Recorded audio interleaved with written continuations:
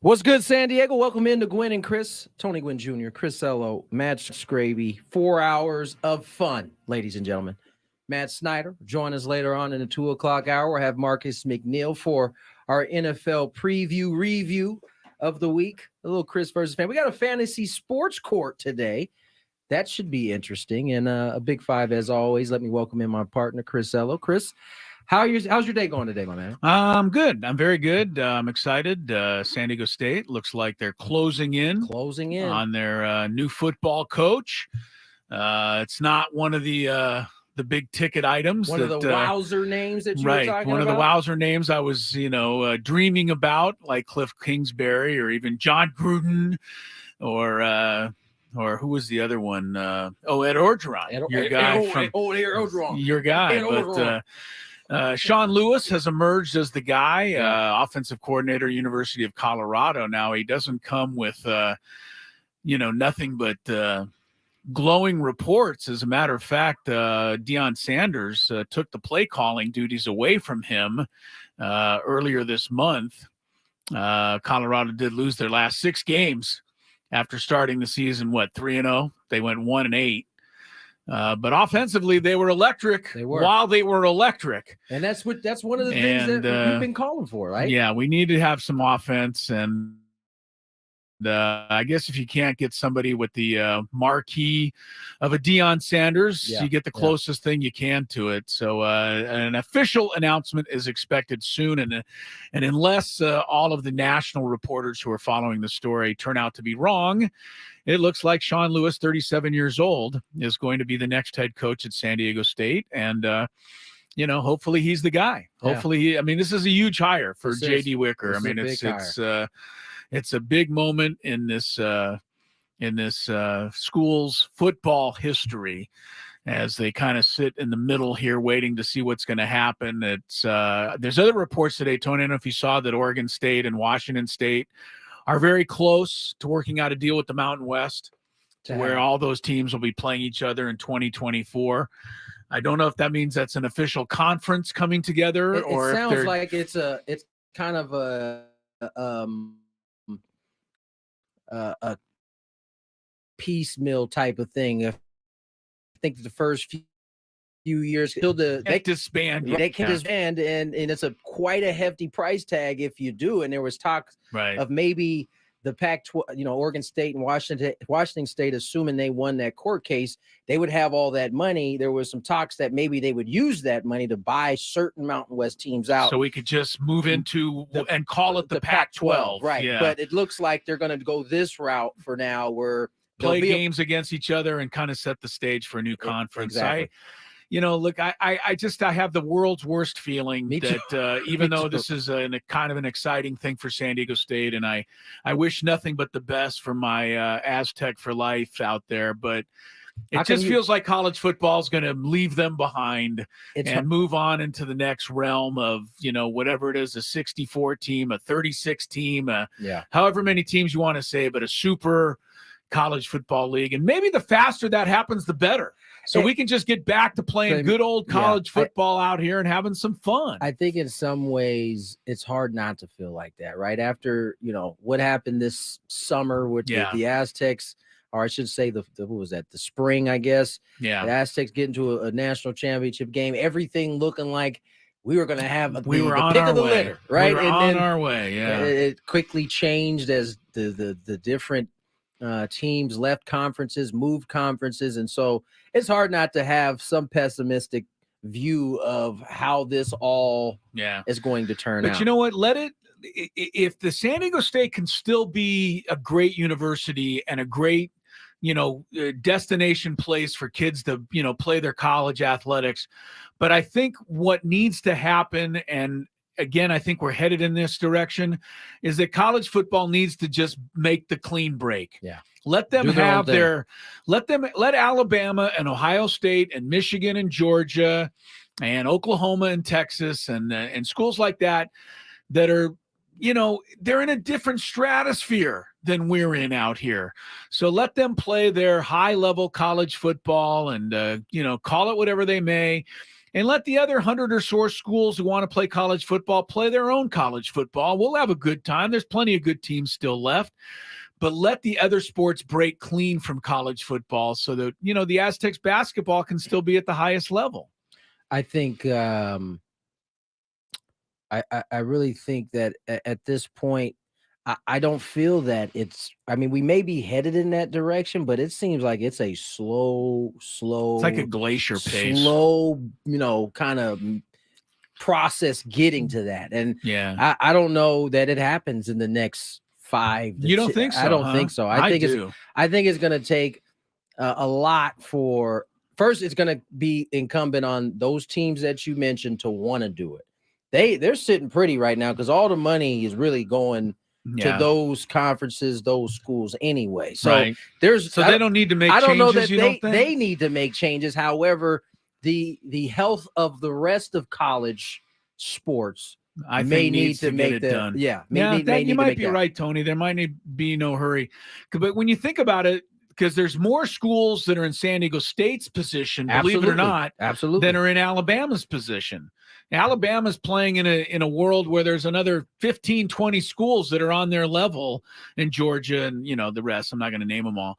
But all of those schools, there's 20 or so of those that are, multi-gazillion dollar, entities. The rest of college football can do fine without them. I would also like to see that if it ever does break, and the SEC and the Big Ten become 2 super conferences with 20 teams each, I hope the rest of the schools around the country say, you know what, we're not going to play you at all.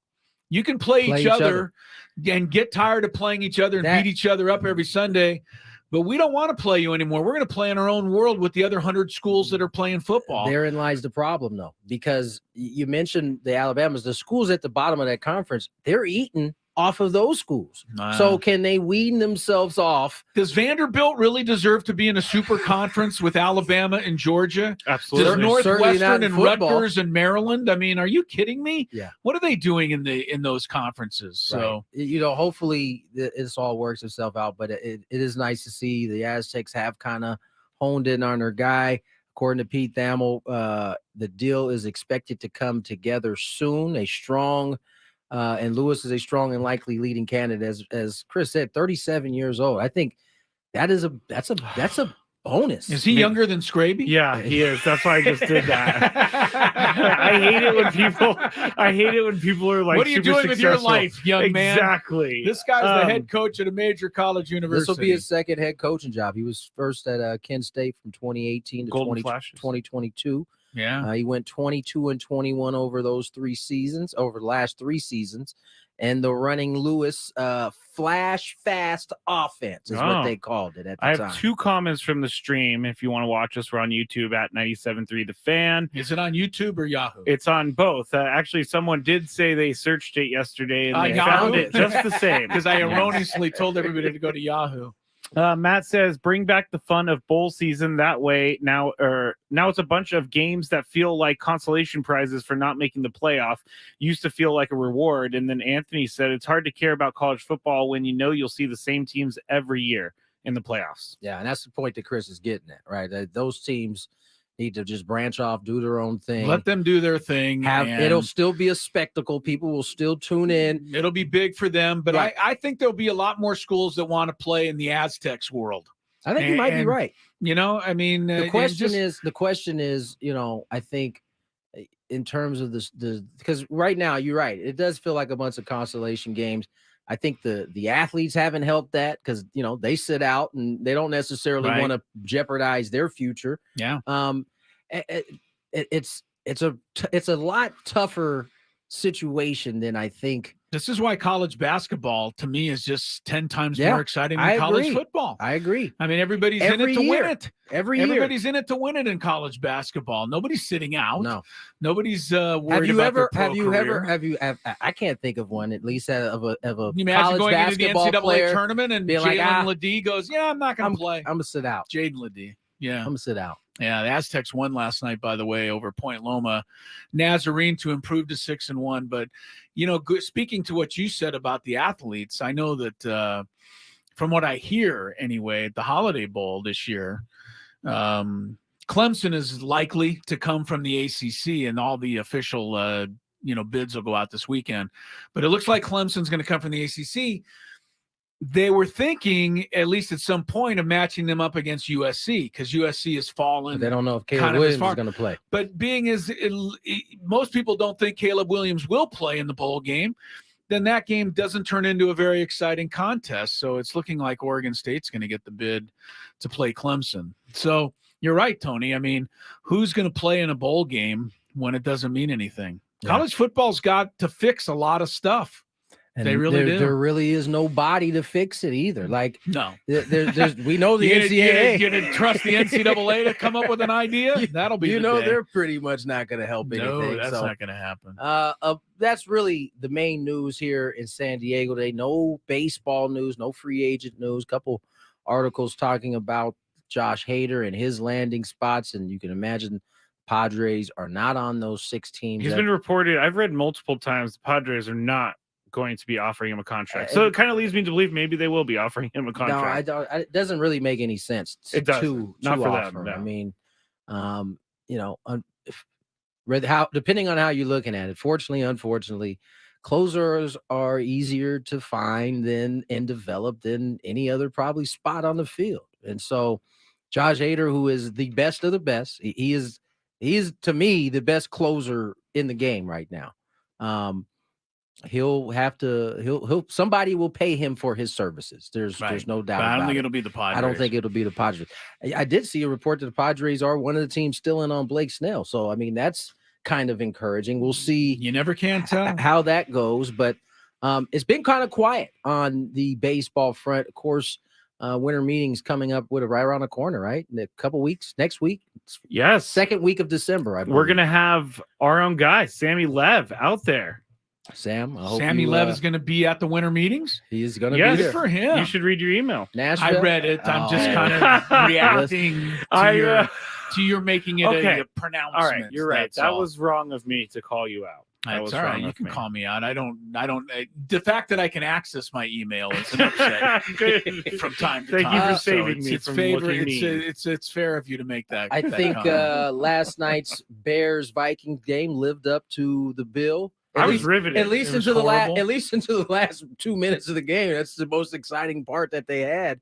The Bears end up coming back to win and aided in my fantasy football. Oh my God! The last play of the game. You talk about this. DJ Moore's catch put Tony over the top. DJ Moore. Yeah, you're on a roll. You're on a roll right Tony, now. Actually, when you were out of the room yesterday, Chris, Tony was telling me his situation that he needed like 20 points from DJ Moore, and I was just being supportive, saying he could do it. I think that's a good shot to do it. Never thinking it would happen, and then he goes out there and he does it, and the two.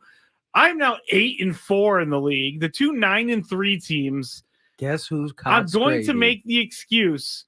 They have the 2 least amount of points scored in the league, but they have the best records. And that does bother me. That does bother me. I'm so sorry. I got a fantasy sports court. Like the reason I wanted to do it today, I got it during the Monday Night Football game last night from someone that was very angry about something that happened in their league. I'm excited for you guys to figure that one out. Oh, I can't wait. Can't wait. We got a full show for you guys today. So sit back, enjoy. More Gwynn and Chris on the way. Don't have time to listen to an entire fan talk show? The Odyssey app's chaptering feature allows you to skip any segment you want. They run the gap.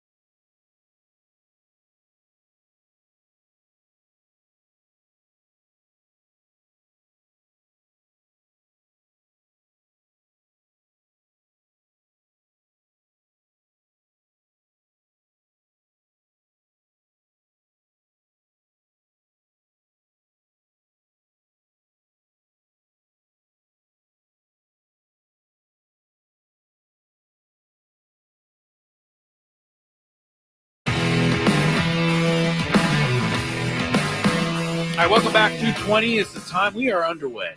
Gwynn and Chris for a Tuesday afternoon till 6 o'clock on 97.3 The Fan. Chris Ello, Tony Gwynn Jr., Matt Scraby, together in our Odyssey Palace, and hopefully you will be with us at 5 o'clock today, because that is when you can listen to hear your name called in our biggest fan contest.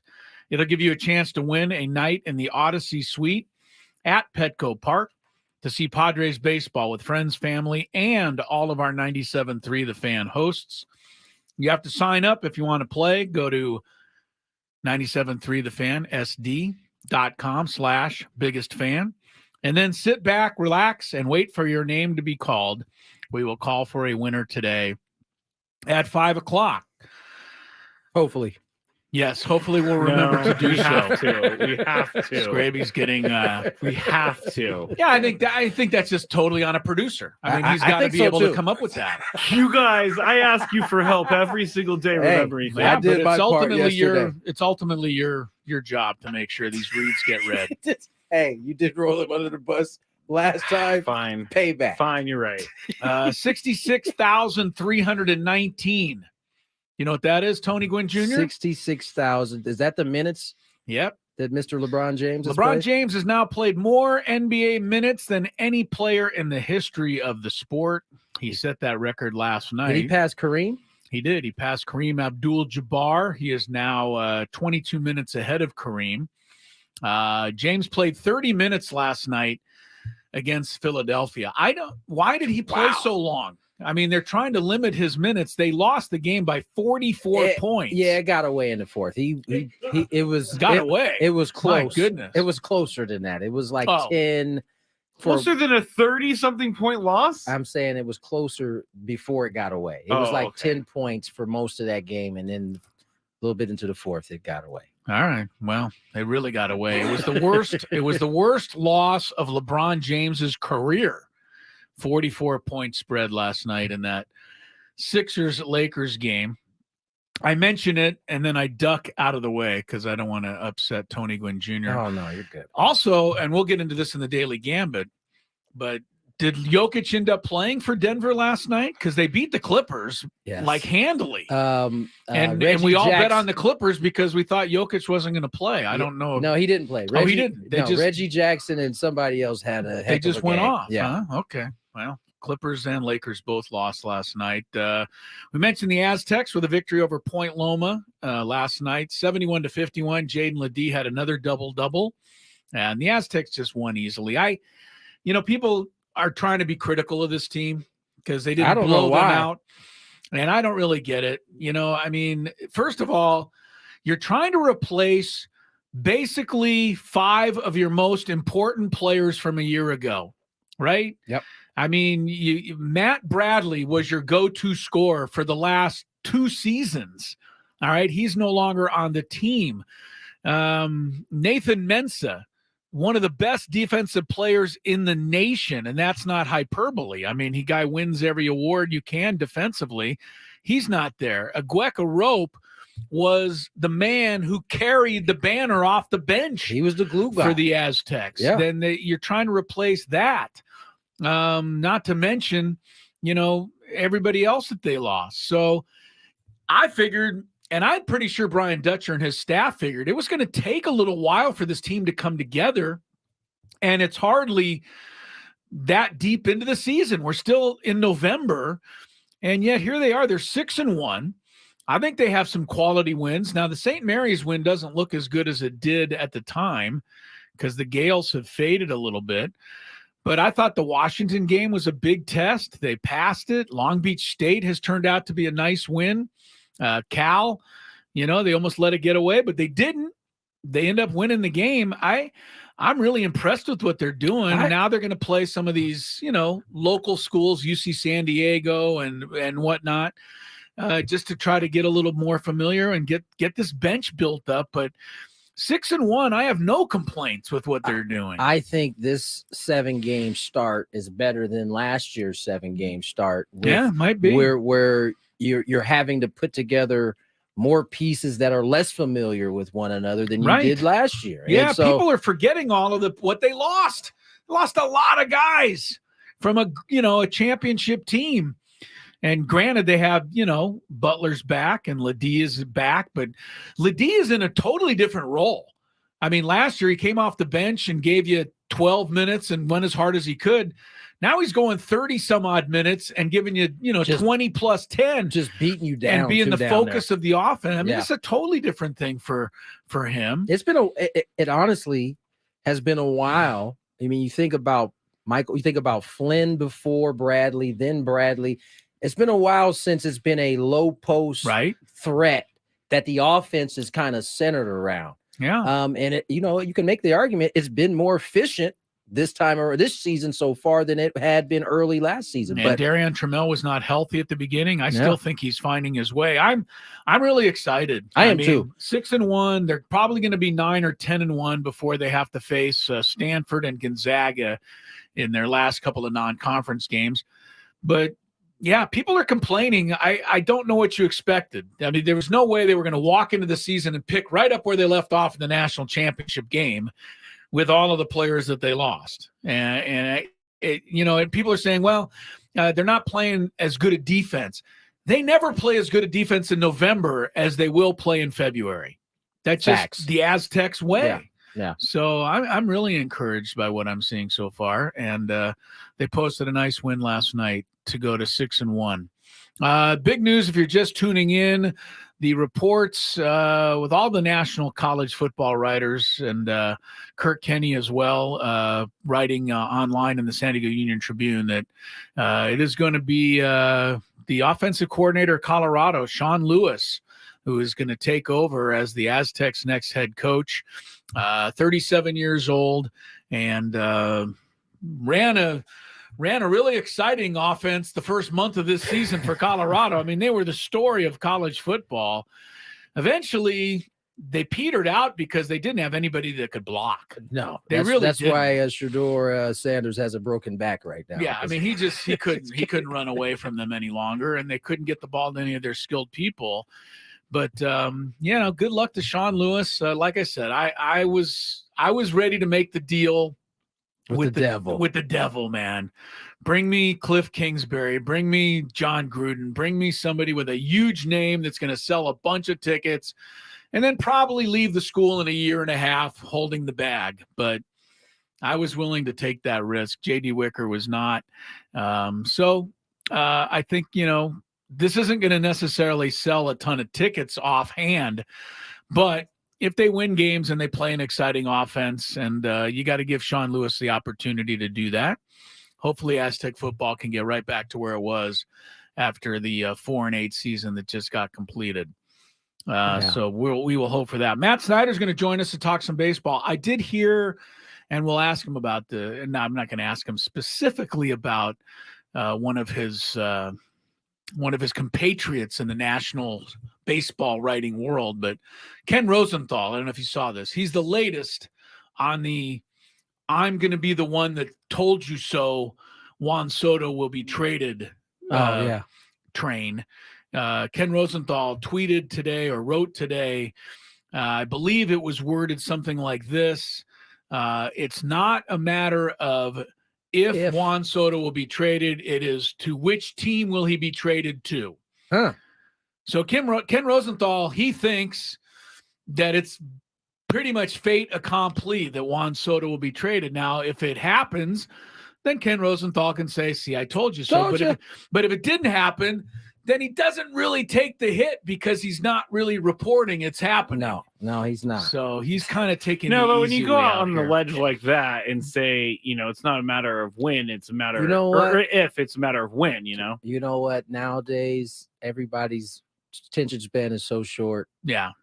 Even if he's dead wrong, it'll just move on like it never happened. That's right. I was reading a Yankees blog but if it's dead right, then he will jump in and go. He has the luxury of go back to reading my tweet from 2 months ago. I told you he was going to be traded for sure. I was reading a Yankees blog this morning, and the writer was saying that the Yankees should not trade for Juan Soto because the reports are that he is very expensive, and you're going to have to pay up with a lot of big time prospects. I'm almost positive every single head of baseball operations or GM, whatever you want to call them, all know that. Okay. I And didn't know where you were going He's going with to that. be very expensive, and he's going to cost you a whole bunch of prospects. He's out. Really? Thank He's you. out. The Yankees are out. You just cracked the code there, For buddy. a rental is How are another the part of Yankees it. out? There was a reporter that says the Yankees should be out. That doesn't mean the Yankees are out. What are they going to read the reporter? Oh, wait, he says we're I can out. see Brian, I don't know how this turned on me. I can see Brian Cashman going like, yeah. yeah, you know what? Yeah, no. Take Soto off the list. Guy said we can't do it. We're not Too doing expensive. it. Too many prospects. Yeah, guy said we can't do it. I don't know how I got in this. Yeah, I just well, was saying something that I read this morning. Well, I'm commenting on what was written.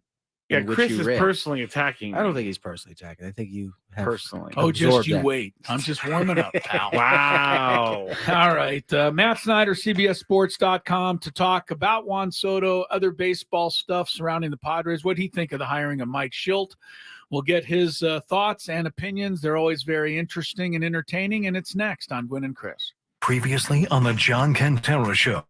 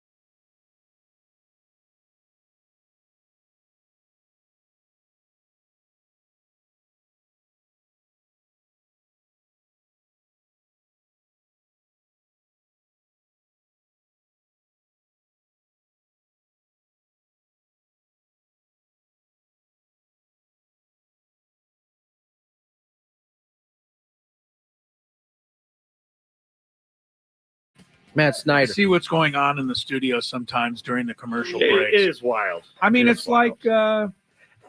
like Times Square in here sometimes. It's crazy.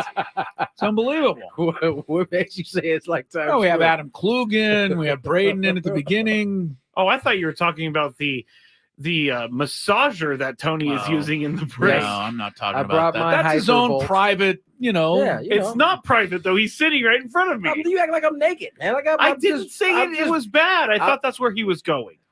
No, I'm not going there. Yeah. I'm going there that the fact is there's people in here like until 2 seconds before we go back on the air having conversations with us. I think So we're very busy. our show breeds that. It breeds conversation. People want to come in and people want talk to just to come us. in and have a conversation. Yeah. I want to thank the guy yesterday at Cathedral High School where I was reffing last night. He was a scorekeeper. And he said, Chris, I don't know how you do it, but it's amazing that you're able to put up with Scraby the way you are. How about that? Somebody finally somebody who has it recognized figured it. out correctly around here. That it's just not easy It's not. to deal with this It's young not. man on I'm a going to daily be quiet basis. because this person Gravy is has a multiple hater. personalities. Well, So you here's the don't know thing, which Scraby. one you're getting Scraby, on a you daily mention basis. to us every single time somebody says, you guys need to be nicer to Scraby. I say thank you. I'm just telling you there's another side out there. I don't want to meet those people. People that have figured it out. Those people. You I can't don't- fool Just how everybody, difficult it is Scraby. for I'm not us. fooling anybody. Oh, yes, you are. Hey, you know what? You don't have to be fooled. You can watch us on YouTube. Go to YouTube, type in 97.3 The Fan, look for the live section. You can also see us on The Fan Facebook and X by searching 97.3 The Fan. And apparently, you can go to Yahoo and do the same thing, and you will find us one way or another. Nice job on getting your reads in, Tony. Hey, Nice job. I'm just trying to please my producer, man. When he's happy, we're all happy. Yeah. Sometimes. You guys. There's been there clearly has been a memo sent out in the world of baseball today, because not only has Ken Rosenthal reported that Soto is all but gone or should be gone, but also our guy John Heyman, Yeah. who is I would say well connected with the Boris crew. Yeah. Says- He's saying that it's a likely. He's saying that it's likely as well. So Interesting. what better person to have this conversation with than Matt Snyder? CBSSports.com joins us here on Gwynn and Chris. And Matt, how are you, my friend? How's your off season? I know it's pretty slow right now, but I expect it to heat up here pretty quickly. Yeah, I mean, we've had a few things like the Nola signing, the Sonny Gray signing. So there's been a little bit, but once you get between Thanksgiving and the winter meetings, I feel like that's when we're going to start to see some stuff. And hey, what do you know? That's exactly where we are. Yeah. So maybe things will start to move quickly. Are you surprised at the price tags that have been handed out so far? To my recollection, Maeda got 24 for 2. You got Lynn at 11. You got Gibson at 12. These seem like pretty high numbers. Is this about what you expected or a little high? Similar to, I mean, it's at this point a veteran starting pitcher in free agency, even if it's a 1-year deal, you're looking at $10 million to $12 million a year. That's just kind of what the market is. What are the it's gonna requirements get- for that, Matt? That you just have an arm? I mean, these guys, ERAs are all like 5 I don't or know. 6. I've never gotten off of that. Success in the recent past, I guess. Speaking of like Lance Lynn and Kyle Gibson. And Gibson, I mean, he ate some innings for the Orioles last year. I think that the Cardinals were in a spot where they were pretty desperate to just fill out a rotation. And then their season fell apart because the starting rotation was so bad. Yeah. So they were looking for arms who have had success in the past. Sonny Gray 4 for 75. That's probably about right. Nola, maybe a little higher than I would have thought, but it's, the Phillies didn't want him to get away. He is an established workhorse type. I mean, I don't know if you could call him an ace after the run prevention year he had, because the ERA was in the 4s and he wasn't great, but he looked great in the playoffs, at least the first couple starts. But he's a guy who's going to give you around 200 innings every single year, and that's so valuable in this day and age when so many guys get hurt and go down, and you can't rely on them to take the ball every 5 days. That reliability is worth a lot, as we saw with the Nola deal. Matt, the Padres seem like they're in a similar position to where St. Louis thought it was. I mean, I don't want to say desperate for starting pitching, but in the wake of Blake Snell being a free agent and the same for Michael Wacha and Seth Lugo, and maybe a question or two about Yu Darvish and his health. I mean, are the Padres in a similar situation? And I mean, what kind of names do you like for the Padres? I mean, there's so many to, leaf through on this free agent baseball list. Yeah. But if they're going to have to pay $12 million a guy, I mean, who's going to be worth it?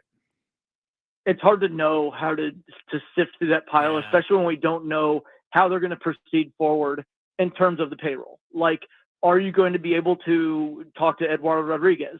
It sounds like probably not. In past years, the answer would have been an emphatic yes, but it sounds like they really want to trim payroll. And if they're going to want to do that and they want to trim payroll, then they're going to have to trade Juan Soto.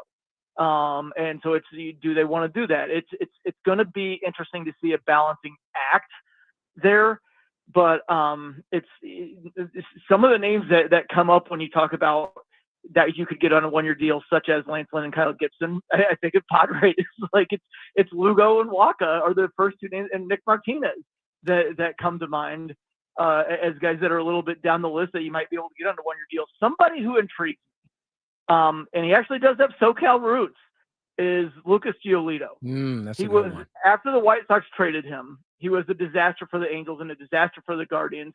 He might be one of those guys who is looking for a Cody Bellinger type one-year deal to rebuild his value before getting back to free agency. And it's worth at least talking to him and see if he can pitch the way he did for the White Sox. If you're trying to go cheap and you're trying to say, let's try to hit on a lottery ticket here. Yeah, Ruben Niebla would be perfect to kind of help Giolito get back to where he can make a whole lot of money this next offseason. Matt, there seemed to be a memo that was sent out today about Juan Soto perhaps being traded. It seems like you had Ken Rosenthal report on it. We had John Heyman report on it. You and I, we talked about it last time you were on the show. It would seem like it'd be in the Padres' best interest to keep a guy like Soto if you are truly trying to get to a World Series. But as you said, we don't know the constraints of what the salary is going to be for the team. Do you still feel the same way as we talk now that he probably is on the roster come opening day?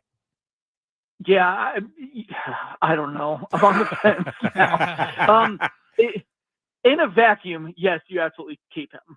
But I think you still have to listen, and you never know what somebody's going to float back to you. If somebody's going to throw you two position players and a starting pitcher and help you clear salary to help you kind of tweak the roster at a bunch of other places, then maybe it's worth listening. It's just tough to see somebody doing that when there's only 1 year left on his deal. It would have to be somebody very sure that they're going to be able to extend him and they want to get a jump on the market. Somebody like the Yankees, for example, who, hey, we've got deep pockets. There's not a ridiculous amount of money after next season on the books. He's going to love playing with that short right field porch. They still have Giancarlo Stanton holding down the DH. I guess you can still throw Soto in left field. It's tough. You can hear me stumbling over my words. I don't do that very often because it's very complicated and there's so many moving parts. And it's just, I hate just saying I don't know, but the short answer was I just don't know. That's fair. It's so tough to see because, like we said, we just talked about filling out the pitching staff. They're going to need money to do that. Otherwise, you're going to end up with a lot of question marks in the rotation. And if they can't spend any more money, the easiest way to free it would be to start trading guys. And the easiest guy to trade right now is Juan Soto. Matt Snyder is with us. We'll never trade him. We're hanging on to him for the duration. CBS Sports joining us to talk some MLB here. Matt, what were your thoughts on the hiring of Mike Schilt and going back to his time with the Cardinals and got a Manager of the Year award, got to the playoffs every year he was there. What are some of his strengths? What are some of the things that he's got to do better the second time around? Well, I could see how at first blush it might seem like kind of a boring or uninspiring hire, like, oh, it's a retread, but I still would like to know the exact circumstances behind what happened in St. Louis. Yeah. Because he took over for a team, they got hot, they made the playoffs. Then there was 2020. Then there was 2021, and they won the division. And then he got fired after in the playoffs. It was bizarre. And it was a couple weeks after they lost in the playoffs. It was the weirdest thing. Or no, they did not make the playoffs. Yes, they did. Yeah, they were. They Were did. wild They made card it, but days. they lost on Brewers won the division, but they lost in the wild card game to the Dodgers on the Chris Taylor walk. Right. Yeah. But they won 17 games in a mean, row at the end of that season to get into the playoffs. They won 17 straight to make the playoffs. It almost seems like there was a personality conflict between Mozeliak and Schilt, and he wanted to fire him at the end of the regular season, but then they won so many games and made the wild card. He had to wait for a little bit after the dust settled. Still have no idea what happened. I've tried to talk to people who would know, and nobody knows anything. So it's hard to tell there. You always learn from your first job to getting your second managerial job. You're always going to learn.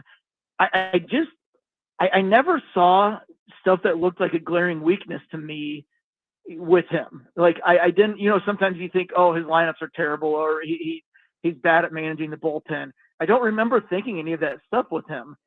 And as long as there was nothing overly nefarious, that's what got him fired. And I think it would have come out by now if there was. It seems like a really good hire. Yeah. He did nothing but win with the Cardinals. They kind of treaded water and were a similar team in 2022. They took a big step backward in 2023. Seems like he's probably a pretty good manager coming into a decent situation. So I have no complaints with the hire, even if it, like I said, surface level. Oh man, that's a retread. But all he did was win with the Cardinals. Yeah, this isn't your typical retread, right? I mean, he took over for a really good organization, got them into the playoffs, had 2 successful seasons, and was let go. As we said, it's been a mystery. I think this kind of shows Mike's character. He's not going to speak on it and give you what actually happened, but he gets a second chance with the Padres. I think it'll go well. Let me ask you this.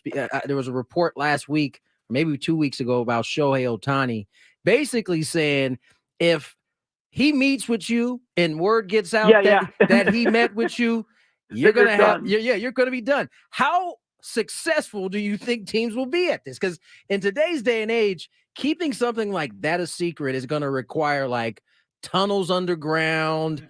It's going to be almost impossible, I would think. It has to be. It's so funny because, remember when people spotted Aaron Judge at the San Francisco airport? Obviously, he was meeting with the Giants. Remember, when Manny Machado met with the Phillies, there was a construction worker took a video of him walking in. He's like, "Hey, go get that money, Manny," and Manny gave him a peace sign and whatever. I don't understand why it's bad if people know you're meeting with a team. If anything, it gives you more leverage with other teams because it's here's how many people are interested in me. But everybody's different, and for whatever reason, it seems like Ohtani and or his agents just don't want anybody to know what teams he's meeting with. It seems like it's impossible, as you said. But who knows, in this day and age of private jets and whatever, making people sign things, non-disclosure agreements, right? Who knows? And the thing is, a lot of times that stuff leaks. Front offices, whether it's the general manager or club president or somebody below them a little bit, will ask underlings, for lack of a better term, "Hey, get me all the information you have on this guy." And then that's how it gets out. Oh, they're scouting this guy. You don't really need information on Shohei Ohtani, right? Right. If you want him, you already know what you're going to get. So maybe that's one way where teams won't be asking people lower on the food chain who would be more likely to talk. Maybe that's one way to avoid it. Maybe all of the teams will speak up and be knocked out of the running, and Shohei Ohtani will wind up with the Oakland A's or the wayward A's, as they are. Matt, I wanted to ask you about the A's. I mean, were you a little surprised that was just slam dunk through and that they are going to eventually find their way to Las Vegas? And the other part of that, expansion, how far away are we from, adding these 2 teams and getting it up to 32 and 16 in each league? I wasn't surprised. I think that the past year, the writing's been on the wall that the A's were going to push it through no matter what. And, it seemed like, again, Manfred kind of works for the owners here. And then the fan base, he's made a lot of comments that seemed tone deaf toward that fan base. But I guess he could say, hey, they were leaving there anyway, so what's it matter? But, yeah, I think this past year, it seemed like the writing was on the wall and they weren't going to get anything that they wanted in Oakland, and Vegas was going to accommodate them, and they've seemed gung-ho about that. I don't think it's as clear that it's going to work in Vegas the way that, for example, the Golden Knights and the Raiders are working because of the manner of baseball. There's 81 home games in 3-game series. We'll see. It's going to be the smallest market in baseball. It's smaller than Milwaukee. They better develop a rabid home following. We'll see. But in terms of expansion, that is at least in the process of being settled. They'll want the Rays ballpark situation settled and to know that nobody's going to move before they start deciding on where to put the two teams. They want to know everybody is where they're going to be before they decide on expansion. I don't think we're that far off, though. If I was going to throw a number out there, a year, I'll go 2030. We have 2 new teams. There you have it. Matt, as always, man, love catching up. We'll do it again here as this winter meetings takes place, because I know the stove is only going to get hotter from here. We'll catch up again. Thanks so much, Matt. All right. Sounds good, guys. Take care. Matt Snyder, CBSSports.com. Always a treat to catch up with. He's a big 2030. That I think our airport might be fixed by then. No. Scravy says no. There's just going to be a new project. It is incredible. It's going to be an ongoing mess. They're going to be like, see what forever, Chris, right? What Chris is realizing, because he's traveling a lot more. I know. He gets to experience that a little bit. And every time you go down there, like, when is it going to be done? Oh, I don't know, about 8 years. I'm like, what are you doing? You're putting up some buildings. How long? How can it take so long? Airport's a mess. Well, they're going to be like, we just finished Terminal 2, and now we're going to get started on the Terminal 2 remodel. So everybody can get ready for that. Yeah, incredible. Hey, guys, but when we get back, I know we're a little bit early, so I'm trying to spread the pizza dough. Okay.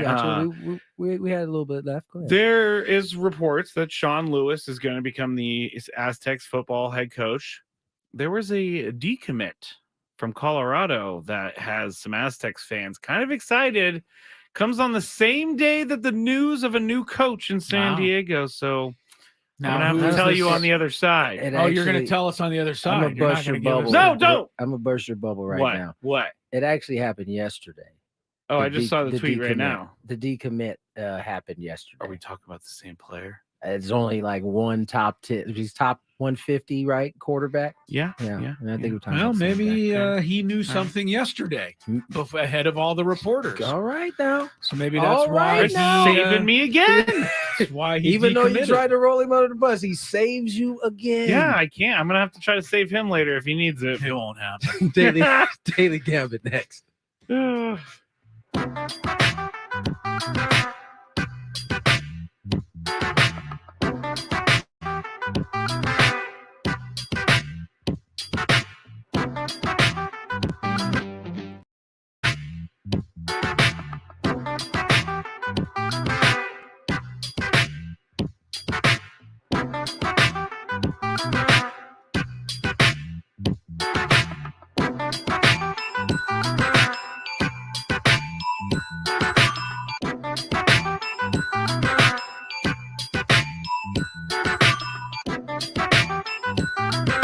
Patrick Mahomes and the Kansas City Chiefs continue their march back to the Super Bowl when they invade Lambeau Field to face Jordan Love and the Packers. Our coverage begins Sunday at 4:30. The NFL plays here on 97.3 The Fan.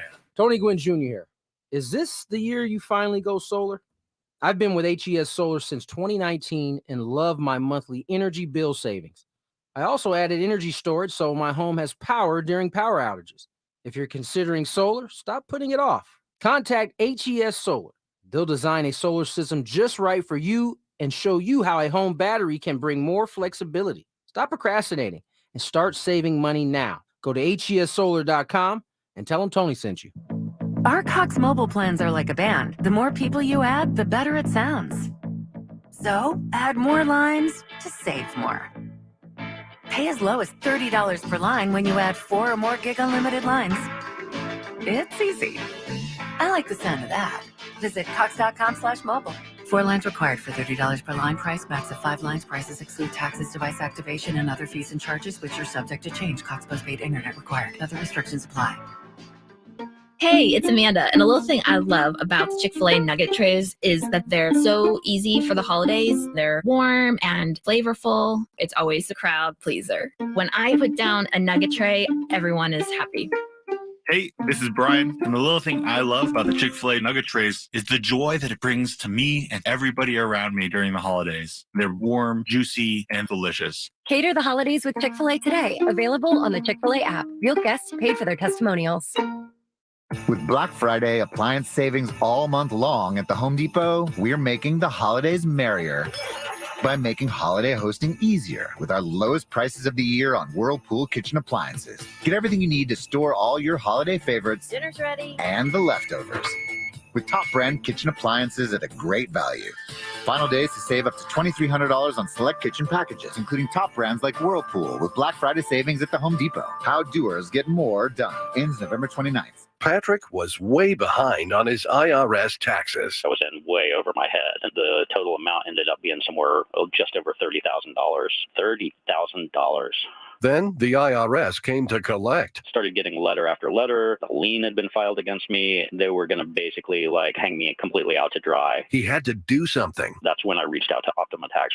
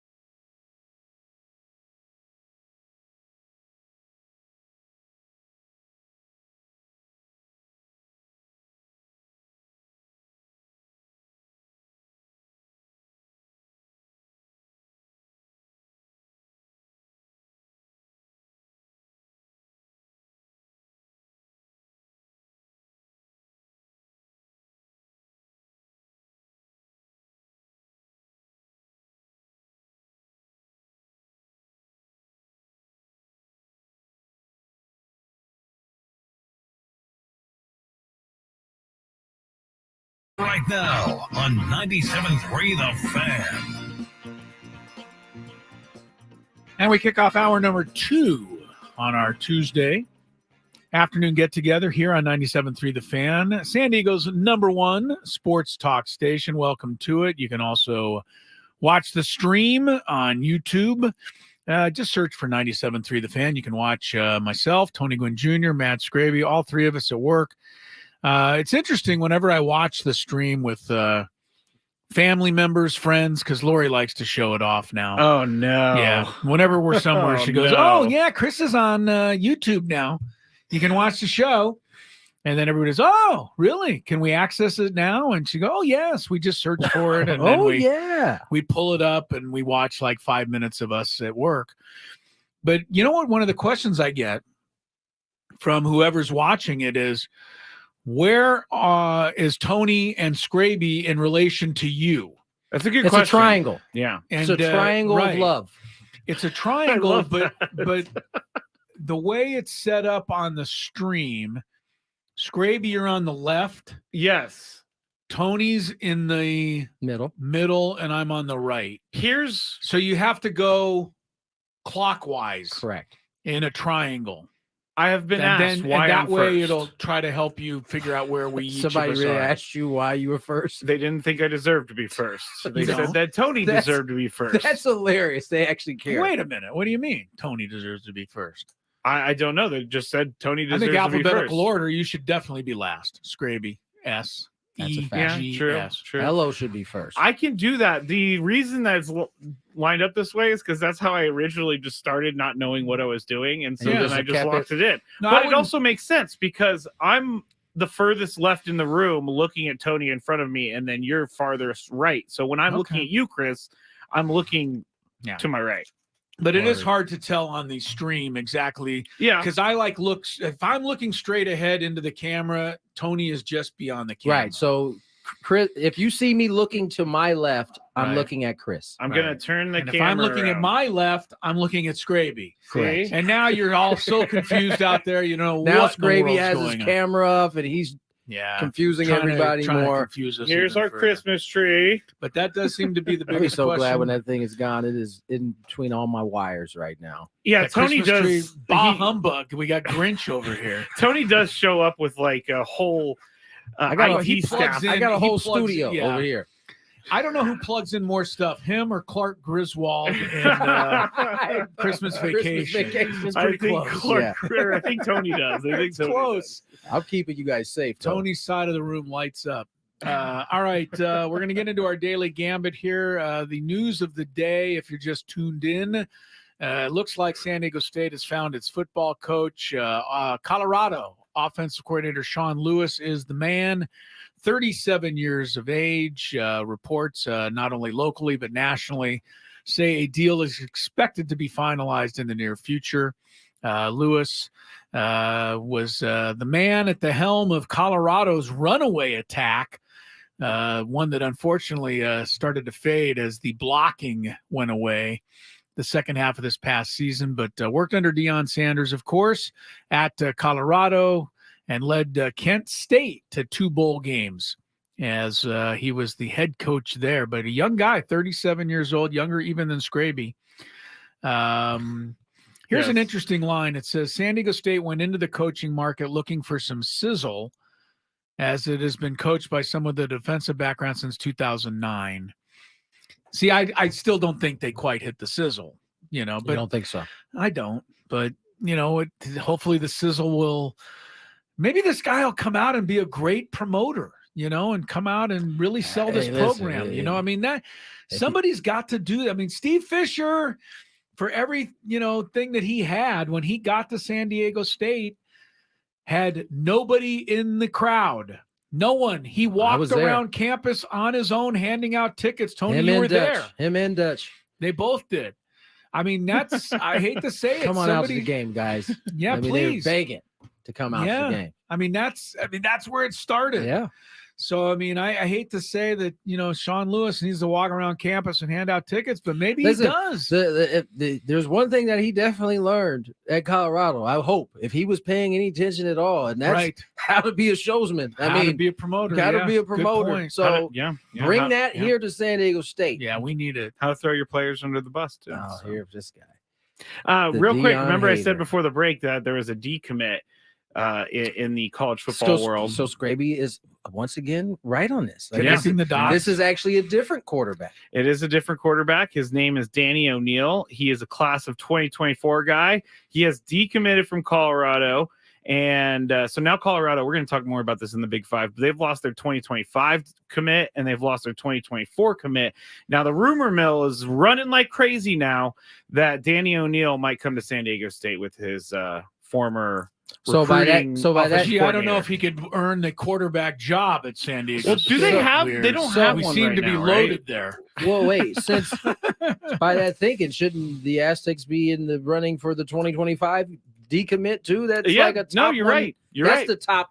I think he's top 3 in his class. Yes, for a this quarterback. guy Danny O'Neill was a part of the Elite 11, which I looked up, and it's a competition for high school quarterbacks, and so he was one of the top 11 quarterbacks in the country. In the competition, okay. But really in the country. It's been going on since 1999. But really in the country, he's a top 11. I'll tell you top one 11 thing. high school quarterback. If Sean Lewis wants to come here and produce a little sizzle, the announcement that a big-time quarterback has committed to San Diego State would provide some of that sizzle for sure. Certainly wouldn't hurt. Yes. Certainly wouldn't hurt. All right. Well, I don't know if we can bet on that, but we bet on a whole bunch of other stuff. Scraby had another typical night on his parlays, by the way. Wait till you hear these results in today's Daily Gambit. Do you like money? I think about money a lot. Do you like money without doing anything? Winning. Do you want to make money while watching sports? I think Washington is immortal luck. Washington! Woohoo! If you answered yes, this is your segment. Just don't blame us when you lose. Nothing is ever your fault. It's your game. Take it.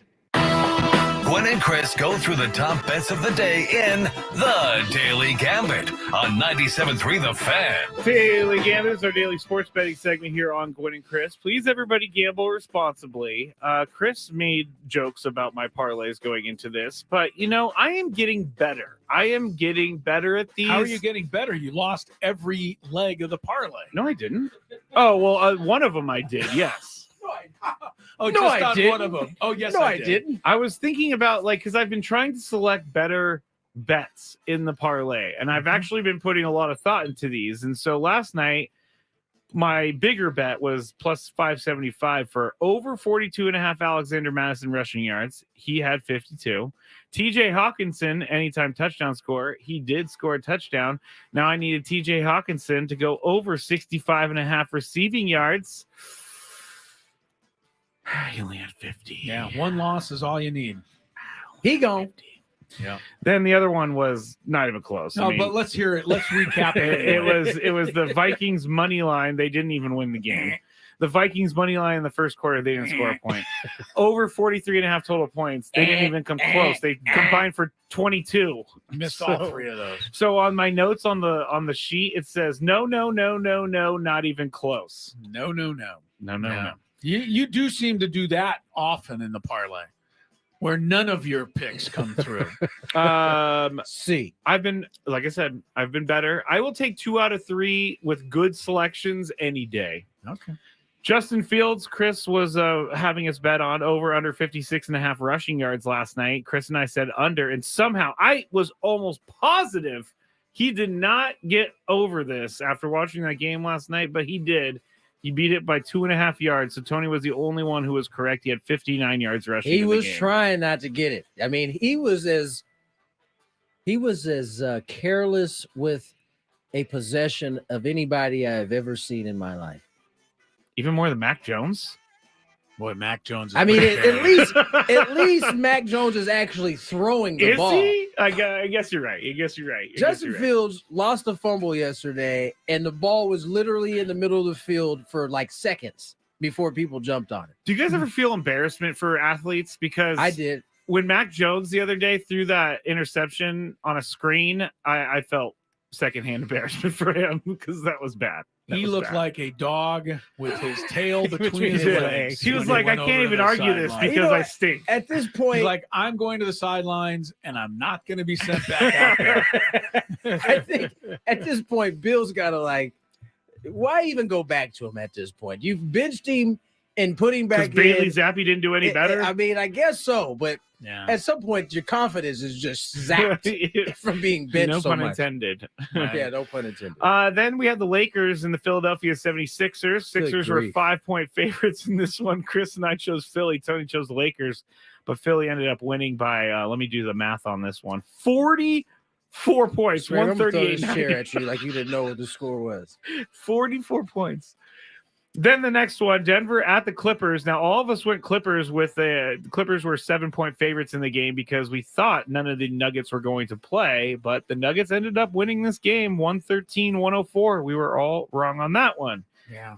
Now, the final one, NHL bet. The Bruins were at the Columbus Blue Jackets, and the Blue Jackets were -1.5 on the puck line. Not true.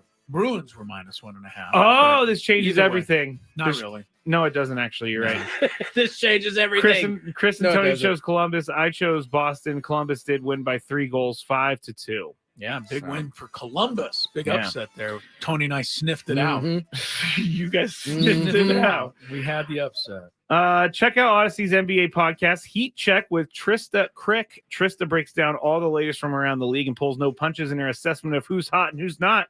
If you can't find the humor in today's NBA, you're doing it wrong. New episodes of Heat Check drop every Monday and Wednesday on Odyssey or wherever you get your podcasts. Now, last thing before we turn it over to Chris, I need to update everyone on the survival league that we started before the year. And I will say that there are only 4 players left out of over Why is there 100 only players. 4, Scraby? Well, because our guy in the morning, Ben Higgins, who's been handling, he's been holding it down for the station this entire year. Ben Higgins is out, guys. He is done. And I gotta say, and who did he select? He didn't make a selection. What? All-time gaff. Come on, Ben. All-time now gaff. he could Ben. say that it was my fault because I did not send a reminder on Thursday. Nah. You don't You're get this 13 deep. weeks Yeah. into the season. I think he knows that he needed to pick somebody. All-time gaff, Ben. I mean, you go 12 weeks in, Ben. He had or 12 11. for 12, and then he just didn't. And turn then in a week pick. 12, it says no pick. He did not pick anyone. Wow. So he gave up. He gave up. He was there. Maybe he felt like he'd already proved his point. Maybe. I'm 12 for 12. I I'm mean, good. he did go way farther than any of us did. Yeah, but Certainly so me. the final 4 are left. We a have rather disappointing finish for Yes. Ben Higgins there. Boston Mike, our guy. Is he he's still in it? Yeah. Go ahead, Boston Mike. Lawrence is legit is still in it. Some of Okay. these are the names that Yahoo comes up with, and they just select them. Like this one, my expert pick set is still in it, and then Tony Hill 80 is still in it. So 4. Tony Hill. You know, he was a wide receiver know for the Tony Hill, Cowboys yeah. and wore number 80. You think it's Tony Hill? No, but it's probably somebody who likes It's definitely Tony Hill. not Tony Hill. All right. Yeah. Well, those 4 players are still in it. And again, Very Ben good. Higgins is out because he did not make Ben. a selection. Come on, man. I'm such a Ben Higgins fan. I can't get behind that disaster of a mess up. I don't like this Brutus fan on the stream saying how to win a parlay. Pick all opposites of Scraby. Hey, Well, true cell I don't sets like you it. free, buddy. Well, that's why we do these picks. I mean, if you're smart like Brutus, you'll take advantage of it. All right, tonight, Celtics and Bulls. This is the haves and the have-nots. Celtics are favored by 13.5 points. Woo. It's a lot for an NBA game. Tony was 2-2 yesterday. You go first, Tony. It's in Boston. Bulls are at the tail end of a long losing streak and a long road trip. Celtics take it Is easy. everybody on them. playing?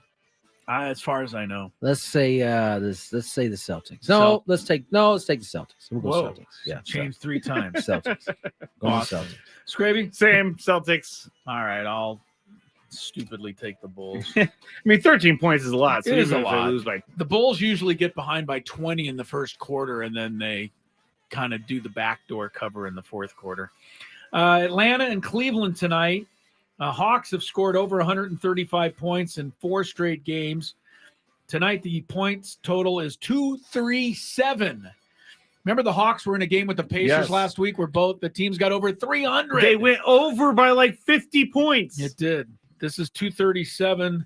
Scraby, you think this one's going over? Yeah, the Hawks, all Trae Young does is shoot threes. He doesn't guard anybody either. Which is why the score will continue to go I'll up. say over. Tony? Over. Sorry, I should have said over. All right, Curry. That is Seth Curry. Golden State Warriors tonight taking on Sacramento. Seth Curry? No, it is Steph Curry. Oh, right? okay. Yeah, Seth speaking is of his brother. Yeah. Or I could have named his dad Del Curry, but I'll go with let's settle on Steph Curry. 29.5 points tonight against the Kings. Sounds like a night for Steph to go off. I'll say over. At home? Good question. Hang on.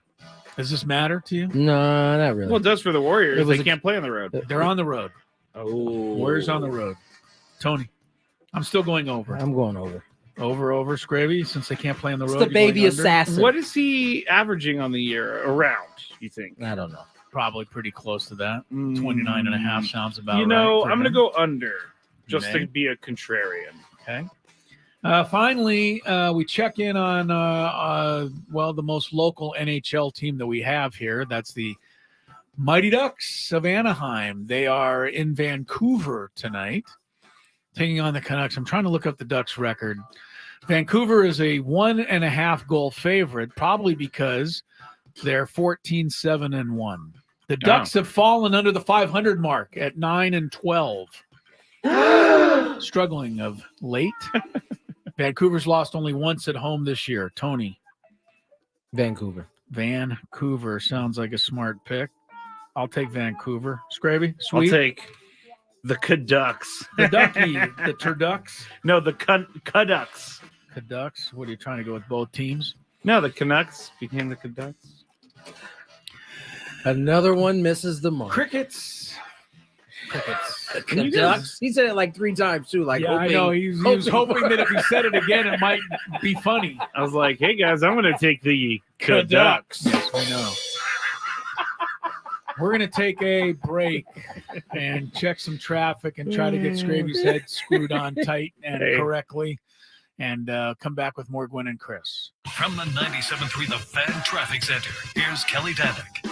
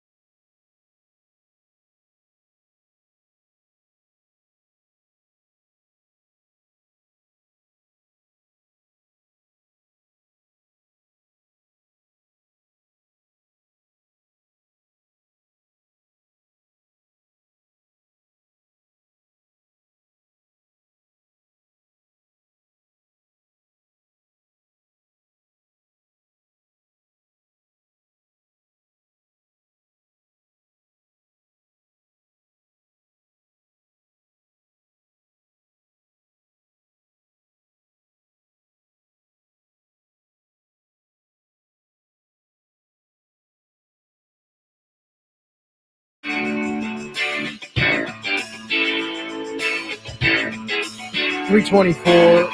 And ladies and gentlemen, those who are around the age of myself and Scraby, how would you feel about someone referencing the 1990s as the late 1900s? I felt some type of way when Scraby just brought this. To me, the late 1900s is 1909. Right. That's the late 1900s. Not to this student. Student wrote a professor during the Thanksgiving break or whatever, asking about something. They said, can they use a source from the late 1900s? And in parentheses, it says, this book was written in 1994. So they were. It's a real thing, though. We're old. Pisses me off. Chris, the late. How do you feel about this? Does it bring you back to your heyday? 1994? No, that was well past my heyday. Oh, okay. he was well beyond his prime at that point. Heyday, come and gone, my friend. Come and go. Stay tuned and listen to hear your name called at 5:00 in our biggest fan contest for your chance to win a night in the Odyssey studio. Excuse me, not the Odyssey studio, the Odyssey suite with friends, family, and of course all your lovely hosts here at 97.3 The Fan. Pro football has some semifinalists for the Hall of Fame, and there is a San Diego Charger on it. And I would expect that he'll have no issues getting in on this. But Antonio Gates, is one of the first timers. Julius Peppers is also a first timer. The 25-man list will be wilted down to 15 in January. And Chris, this is a no-brainer right here. Gates has got to be at the top. I mean, look, when you're talking greatest tight ends of all time, he has to be in the photo. I mean, or the conversation, however you want to say it. He and Winslow are, right there with Tony Gonzalez and, Travis Kelce, I think, is starting to join that group. But, Antonio Gates, and not only was he a Hall of Fame player, Hall of Fame person too, Tony Gwynn Jr. I don't know if you ever met Antonio Gates. I have. But as a reporter covering that team that he was on, there was no more of a pleasant guy to talk to out there than Antonio Gates. Yeah, he treated everybody with a lot of class, respect. And he was just aces as far as I was concerned. Class act. Yeah, all the way around. So, good on Antonio Gates. Waited 5 years or whatever it was, and now he'll be in there first year of eligibility. There's I'll give you the full list here, and there's some names on here that I'm surprised they're not good in players, here. Right? Rodney Harrison's another Charger that's on here. Rodney Harrison, Eric Allen, Jared Allen. Willie Anderson, Tiki Barber, Anquan Bolden, London Fletcher's another one. Eddie George. Eddie George is pretty close to a Hall of Fame running back, if you ask me. Right. I mean, Steve Smith Senior will be on there for the first time. There's a Patrick Willis, Darren Woodson, Vince Wilfork, Reggie Wayne, Ricky Waters, Hines Ward. These are good players. Fred Taylor. Yeah, you have to differentiate between the Hall of really, really good and the Hall of Fame. It's not easy to do. I would say the NFL probably has that. I wouldn't say it's a problem, but that conundrum more than the other sports. Yeah. Guys who are like That's really, why really, six or really seven good guys get in every year because they're trying to stuff everybody in there that deserves to be in, and that's what gives you an idea how great Gates is. Yeah, is that he's a guaranteed. He's at the top Hall of this Fame. list. Whereas somebody like Eddie George, Ricky Waters, Reggie Wayne, these are really, really good players. Eric Allen's another one. Steve Smith, Eric Allen, local guy. Question from the stream: will Antonio Gates' suspension hurt him at all? No. I forgot about it. Exactly. He was suspended 4 games for a PED violation. Yeah, I don't think we so. just don't look at that the same way in this NFL. sports. Yeah. I think Rodney Harrison's a Hall of Fame player. I mean, he did it for so many years for so many different teams. I think he was as good as there was at his position for a long, long time. Ricky Waters, I don't know if he was long enough. Yeah. He was so good when he was, in his heyday, as we keep using that term today. Eddie George came into the studio one time, one of the old stations, and chiseled. Yeah, that's all I can say. He's still that way. Stood out. Like he came in and people were like, "Oh, He's the head coach at one of the HBCUs right now. Yeah. Yeah. There's some great players. There's some really good players on this list.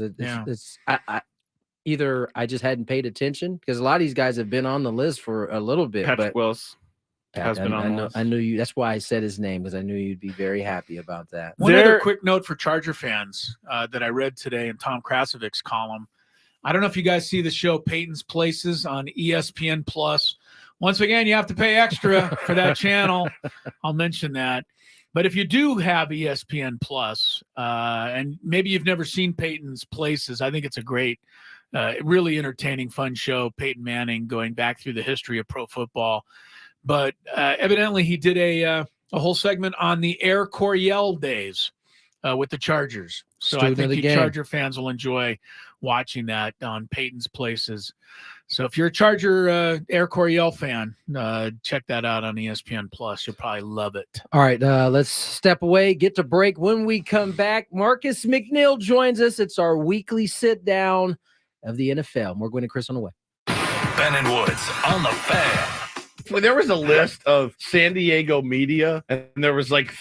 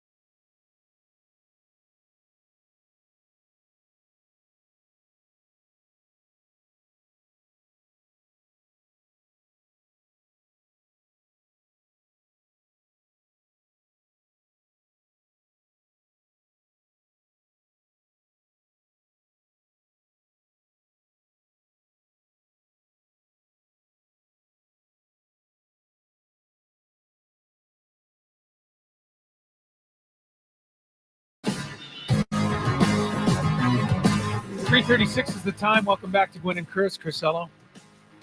Tony Gwynn Jr., Matt Scraby. I want to say hi to the gang out there in Rancho San Diego at Mr. Cut.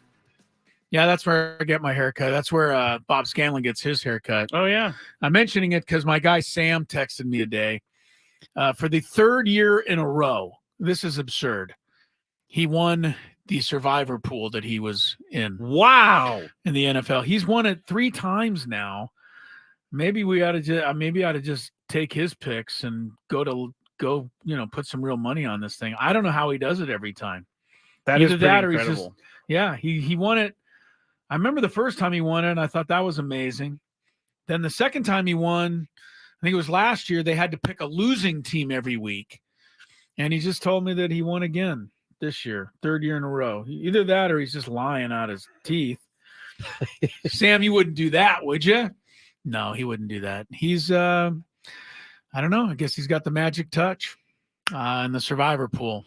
Mr. Cut out in Rancho San Diego. They do an amazing job on your hair. At least they're able to work with mine. See how good it looks? Oh, Sam the barber. Sam the man. All right. Let's see. We got Marcus McNeill coming up to talk some National Football League stuff. Jonathan Taylor is out. Yes, thanks for reminding me. You're welcome. You've got so much luck behind you in this fantasy football season. It's true. You can win without Jonathan Taylor for a few weeks. He's going to undergo thumb surgery. It's going to cost him a couple weeks. Few weeks. When's the playoff start in our league? 3 weeks. Okay, 3 weeks. good. You got He's 2 weeks. He's going to be back just in time. It made me so annoyed when I clicked on the playoff projections today in our league, and Tony's number 1 in the league right now with his stupid 9-3 Why record. are you so annoyed? Yeah. You just worry about your team. I am worried about my I got off team. to a terrible start. It just is like 1-3. Like Chris did the other day. He went through your schedule and said that he would have a winning record if he was playing your schedule. Tony's living right. As the late, great Dennis Green said, you are who we thought they were? You are what your record says you are. You are what our record says. That's why I walk around with a you big are. L on my forehead, because I'm 4-8. You're still in it. You are. You have not been eliminated yet, Chris. Yes, well, I'm trying to Hanging be. on by the Seems hairs. like. I'm trying to be. Minnesota Vikings will welcome back Justin Jefferson. They added him back to the active roster today. Interesting that they waited till after their game last night to add him to the roster. Kevin O'Connell, your best friend, says the quarterback who throws to Justin Jefferson could very well be Nick Mullins or Jaron Hall. Saw that. Because Josh Dobbs threw 4 picks last night, and Kevin O'Connell's not sold on Dobbs being the guy. I mean, So- if you watched it, I wouldn't be either. I Well- mean, Dobbs was back there. He wasn't looking all that much better than Justin Fields. Was Kevin anywhere around the film room though when Nick Mullins was playing?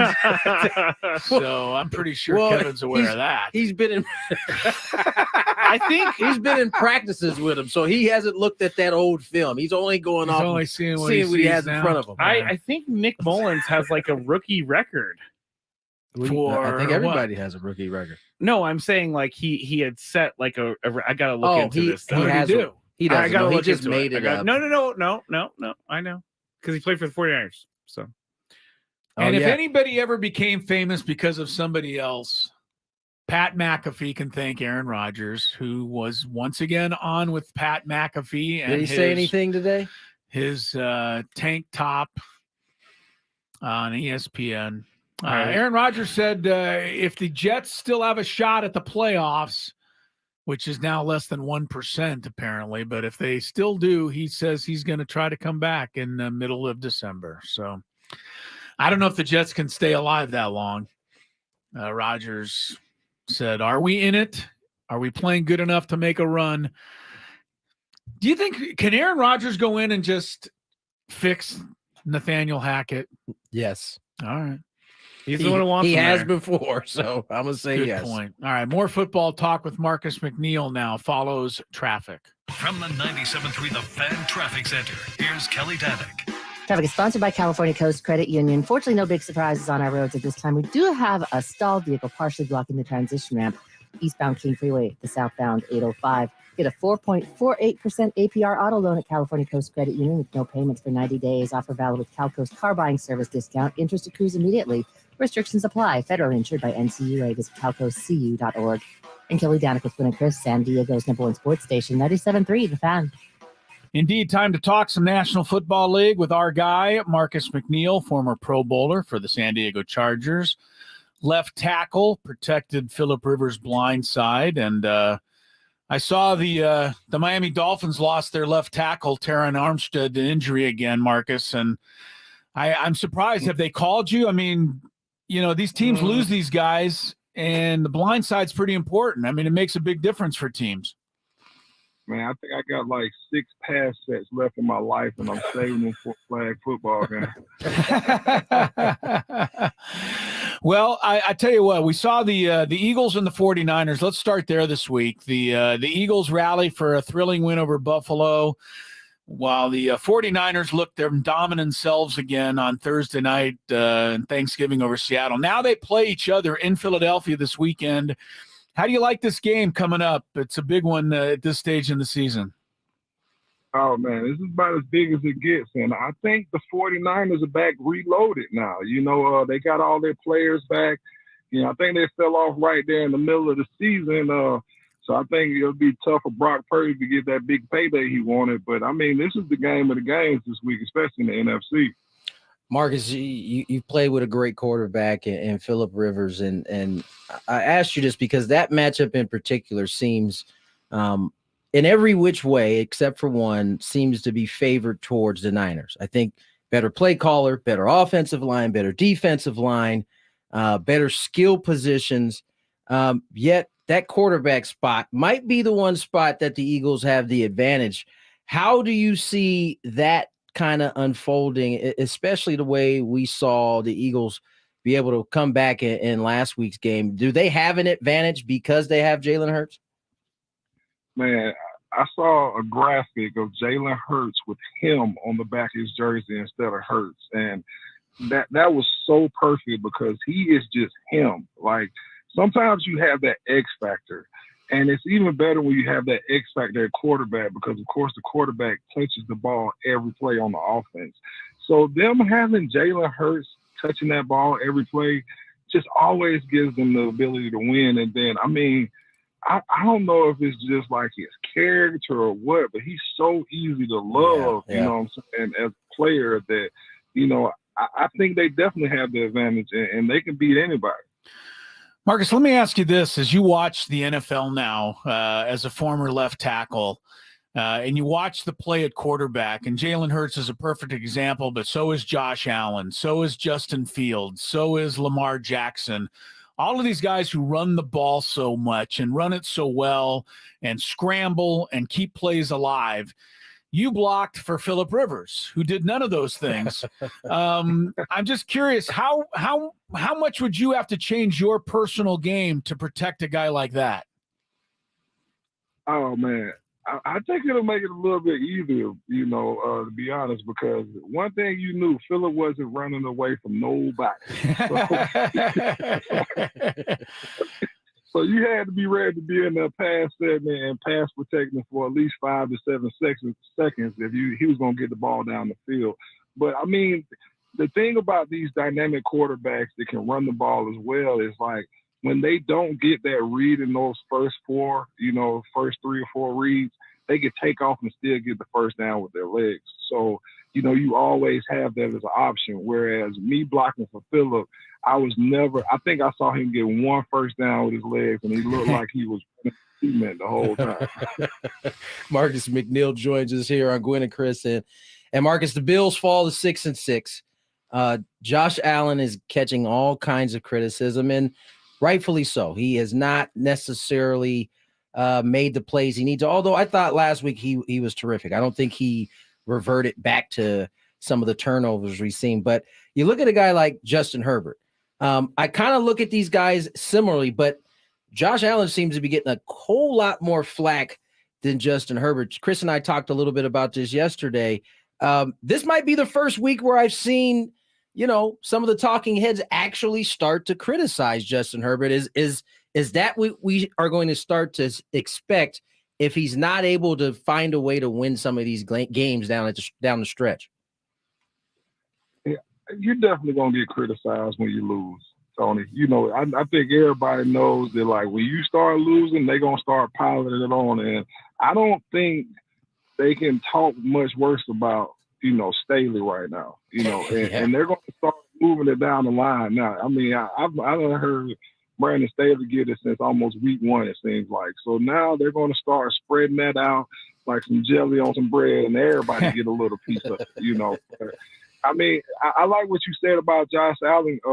He definitely looked good to me last week, especially for them to play in the rain game. Like, he was actually throwing the ball pretty well for it to be a rain game and making a lot of completions. So I just think that whenever you're on that losing side of the pen, that everybody's going to get criticized, and now Herbert's getting the other end of the stick. Frank Reich loses his job in Carolina, and we were a little surprised by that, only because he's got a young quarterback, a rookie. He's got they had the number 1 pick, so they had one of the worst teams, if not the worst teams in the league last year. I mean, can this slow the development of Bryce Young and slow the development of this football team, making that rash of a decision so soon? Man, to be honest, that offense was terrible. Like, they just had no offense up there. And to see Bryce Young, who has a great arm, who's a great talent, I expected him to be where C.J. Stroud was as far as his effectiveness, but nothing seems to be working up there. So I think they had to make that change. It might strengthen them a little bit, but I think because Bryce is such a resilient quarterback, he has a cool head on his shoulder, that if you get the right personnel or right coaching there with them, that they'll be able to turn it around, but not this year. It's over with. Marcus, you said no offense there, and I'm curious to know at what point, because Frank Reich has had a lot of success as an offensive coordinator and as an offensive mind in the NFL. Have you had any experience where the game has started to pass a coach by, and what does that look like from the inside? Yeah, I mean, it's a different game these days. It's a lot faster. Sometimes an old school coach, who has a certain mentality that doesn't want to deviate, to put the players in the best position, isn't going to be as effective as you might have once seen them. And if you pay attention to the game right now, guys are flying around. They're much faster. These receivers are so dynamic out here. They're passing the ball a lot. Some of those old school offenses just don't transition as well. So I think you got to put your players in the best position. You know what I'm saying? If you got a quarterback that can throw the ball all over the field, Bryce Young is smart, I have to put weapons around him that's going to help him succeed, as well as always making sure I got a stout offensive line, period. Like, you can't get anywhere without an offensive line. And I just didn't see them put those pieces together. I added Miles Sanders, the running back from the Eagles last year. He did absolutely nothing, and I know personally because I had him on my fantasy team. Where is this offense that's supposed to be here? Yeah, they didn't have it in Carolina for sure. Marcus, Tony Gwynn Jr. reminds us every week with a "Let's Ride" comment that the Denver Broncos have come from the depths of nowhere. I mean, this is a team that was 1-5. They lost games giving up 70 points. And now I look up and they are 6-5, and they are on the cusp of making the playoffs. This has got to be a feather in the cap of Sean Payton, because there was a lot of people that were doubting him at early in the season. He's managed to steady that ship. Russell Wilson starting to play better. What are you seeing from Denver?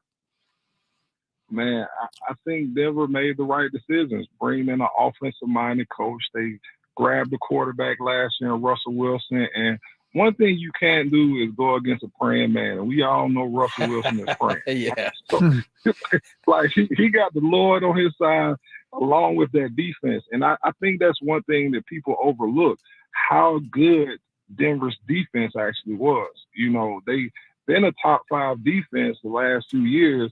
They were having some struggles early on this year, but when the offenses started holding up their end of the bargain, you really started to see them mesh together, and now they look like one of the better teams in the AFC. Talk about that a little bit, because it's not often. Denver was a top 10 defense last season, and I can't think of a time where a top 10 defense that really has lost no one comes into the following season and looks as horrible as they have. I mean, what do you think? What could possibly have changed to make this defense look the way they do now versus when they gave up 70+ points to the Dolphins? One thing that I can say about that, Tony, is your defense is going to play off of your offense. So now that the offense is clicking, now you have a fresh defense all the time. Yeah. You don't want your defense on the field the majority of the game. Your pass rushers get gassed. The defensive line is getting tired, you know what I'm saying, from getting pushed on. You know, it's just too much strain on the defense. So one thing that can always help out a good defense is having a great offense to complement it so that they can stay on the sideline as long as they want to and then come back on the field fresh every drive.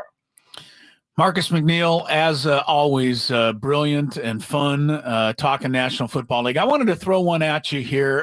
In this day and age of diva wide receivers, and you hear, little grumblings that Stephon Diggs says he doesn't get the ball much or enough, and receivers around the league, complain they're not seeing it enough.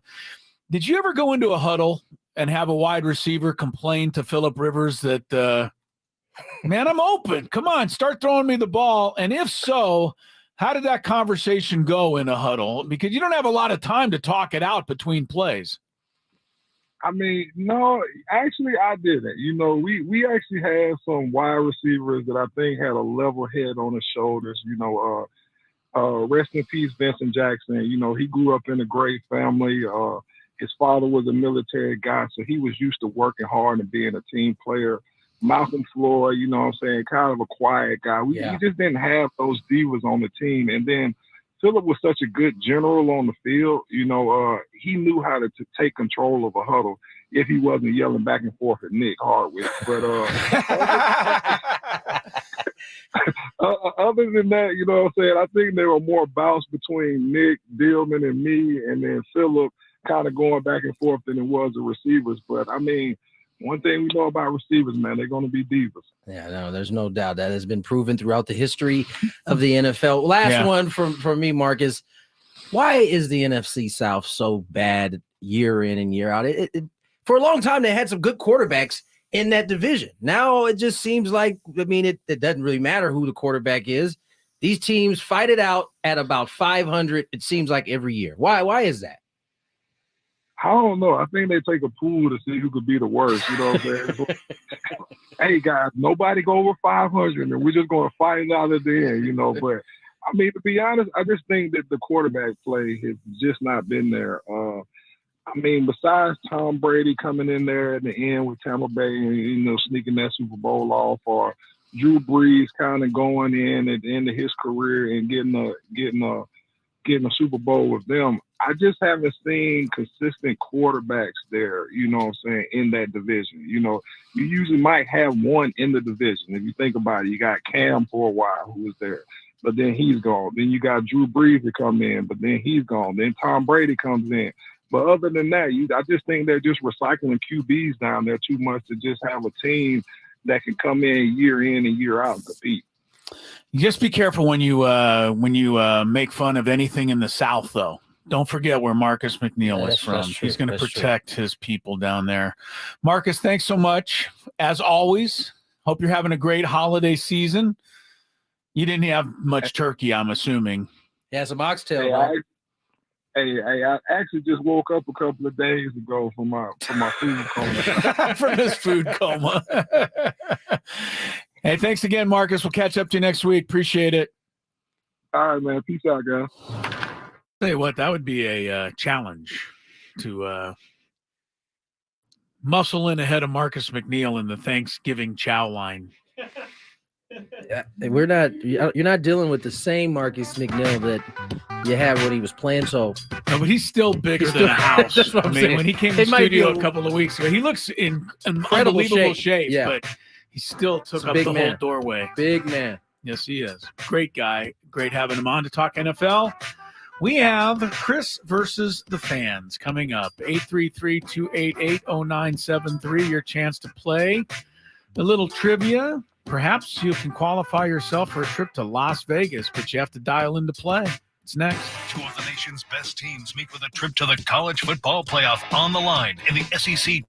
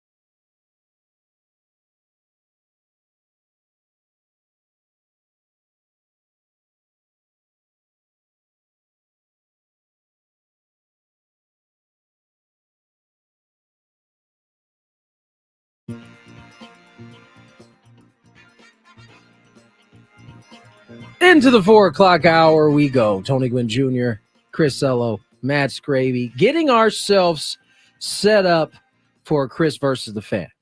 Now, Scraby believes we need to have a quick game because our 4 o'clock hour is jammed packed. Really? We got a lot coming up. Lot coming up. Okay. In case you haven't heard yet, the Aztecs seemingly are getting close to naming a head coach here.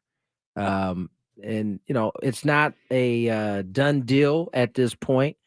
But Chris, certainly looks like things are pointing in that direction. Yeah, everybody's reporting it. Kirk Kenny locally and all of the national writers out there. Sean Lewis is the young man's name, and I can say 37. Young man. He's only 37 years old, the offensive coordinator at Colorado, and he is apparently the guy. Deal is expected to be finalized in the near future. I don't know exactly what that near future makes it seem like it could be in a month or two. Right. They're not going to wait that long because they want to get somebody in place so they can get a staff hired, and you got the transfer portal. You got transfer portal. You got the recruiting season. Signing day. All that stuff. Don't want to wait too much longer. You can't wait long. But there's a better news than that one. What you got? I mean, that's good. That is good. And the Aztecs, thumbs up, good luck, and Godspeed and everything there. But special dispensation right now to the University of Arkansas. You talk about dealing with the devil. I guess it's better to deal with the devil Tony. Yes, it is. Than with the devil you don't know. Arkansas has rehired Bobby Petrino. Yes. I know people kind of remember that name. He was the head coach at Arkansas many years ago, but left Arkansas in 2012 after he was fired in the wake of a scandal that saw him hire his lover, mislead his bosses about the relationship, only to have it all come tumbling down after a motorcycle accident exposed the relationship. Bobby Petrino also walked out on the Atlanta Falcons. Yes, he did. Walked out on the University of Louisville. He pulled a Nick Saban. I mean, this guy is you can't trust him any further than you can throw this guy. I cannot believe Arkansas is doing this, but I guess they're so desperate that that's the move they're making. This 100% speaks to what I said earlier. Yeah. Our lack of attention span is so bad at this point that you can do this. Now, I'm going to read to you one of the things that has come up. The hiring of Petrino is expected to require presidential approval. Presidential of the United States? Or no, I don't know if Joe Biden's going to know. Joe Biden's going to check in on this? I'm assuming it's the president of Arkansas. As he was fired for cause his last stint there. In the school's termination policy, it states that an employee who has been dismissed for cause or who has been designated by their campus or division as not eligible for rehire shall not be eligible for reemployment within any of the University of Arkansas system's campuses, units, or divisions. So clearly, come on, President, they're going do the right thing here. They're going to have to amend this particular part of their termination policy because Bobby Petrino is headed back to Arkansas. Unbelievable. It's not crazy. funny. It's really not funny. It really isn't funny. But it is funny because the that's whole where we incident are. with that led to his firing is one thing, but the fact that he's walked out on about 10 jobs before they've ever ended ought to send up just a bit of a red flag. I really don't understand why college football coaches can do no wrong in an employer's eyes. It's crazy. It really. If I were to just quit my job in the middle of a show, that would follow me around everywhere and left. Yeah. I mean, over the past 2 decades, this is what it really boils down to and why it can happen. Over the past 2 decades, Petrino has developed a dual reputation as one of sports' most gifted play callers and someone who found controversy at nearly every stop. The gifted play caller thing is winning out every time. Yeah. I'll call plays. I mean, pay me what Bobby Petrino's getting paid. I'll call some plays. Because you actually have to be good at calling plays. I play Madden now. Okay, so play Madden now. I've been pretty good at Madden, calling plays, bubble screens. Are you playing on Madden, or are you playing on Rookie? I'm playing on the middle level. The middle level. Yeah. I don't think that's going to cut it. Yeah, Brock Purdy's not very good in Madden 24. So all right, so there you go. Yeah, Bobby Petrino headed back to Arkansas as offensive coordinator, right? Yep. Well, at least they didn't one give him step away from being the head coach They again. didn't give him the head coaching job. Hope he's got his lover a job as well. Let's play some Chris versus the Fan. If you had one shot, one opportunity to take down the human almanac himself, howdy do. Now is your time. Listen to me, this guy is dangerous. Now is your opportunity to win a prize. Well, I hope you know what you're in for. Chris versus the Fans starts now on 97.3 The Fan. Oh, man.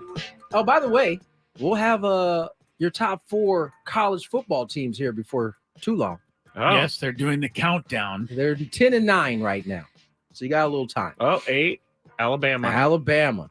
Ha! Good luck, Alabama. And even if you win this SEC championship game, although Chris thinks you still got a chance. I would never put it past him. All right. The rules. You have to make it through 3 questions. Each question will get more difficult. If you get the question right, you move on. If you get it wrong and Chris gets it right, you're eliminated. But if Chris gets it wrong, then you move on to the next question, or you win. Sorry you need about some that. water, man? No, I just almost swallowed my tongue while I was talking there. Chris versus the Fans. That would lead to death. Chris versus So the let's Fans not do that, is brought okay? to you by Tarpey Plumbing, Heating, and Air for best HVAC and plumbing services in San Diego and the surrounding areas. Call Tarpey today. Now you are qualified, or you'll be playing for qualification for the grand prize, a 2-night stay at Resorts World Las Vegas and 2 tickets to Luke Bryan. Country music superstar Luke Bryan has announced the final shows of his record-breaking Las Vegas headlining engagement at Resorts World Theater. The 5-time Entertainer of the Year has fans on their feet in the high-energy electric performance that features only in Las Vegas production elements. Final show dates run December 29th through January 6th. You're so much better at reading it. Tickets on sale now at rwlasvegas.com. Let me tell you something. When I was in school and they called on me to read, I was very excited to do so. I can see you being because excited. it was like one of those things that, oh man, I'm kind of good at this reading thing. I can tell our contestants today that Scraby is not playing today. He actually has put some thought into these questions. Oh, yeah. 1, 2, and 3. Here we go. First contestant of the day, Craig. Come on down. Hey guys, how's it going? Pretty good. Well, how about yourself, Craig? What's that? How about yourself? How are you, man? Oh, I'm good. All right, I'm good. good. Go ahead, I Scraby. was going to say, if you're first time player, let us know before the first question. You get that question for free. Here we go. First question.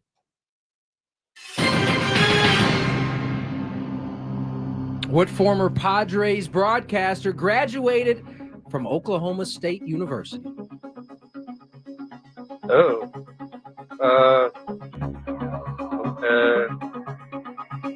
I don't know. Don Orsillo. Don Orsillo. Oh, you said former. You said former, right? I did. Jerry Coleman. Jerry Coleman cementing his answer. Unfortunately, still getting the buzzer.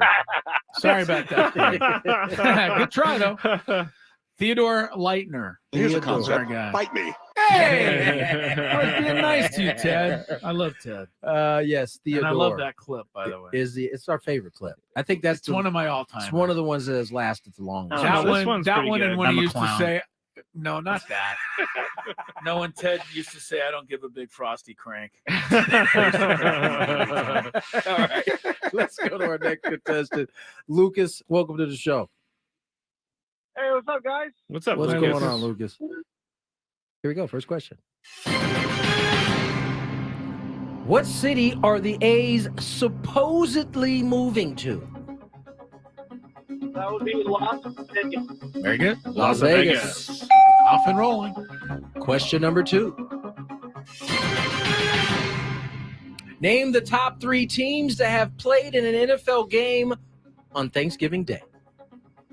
Top 3. Top Most 3 games played. Most games played. Okay. Dallas Cowboys. Detroit Lions. And, Green Bay Packers. I think he got it.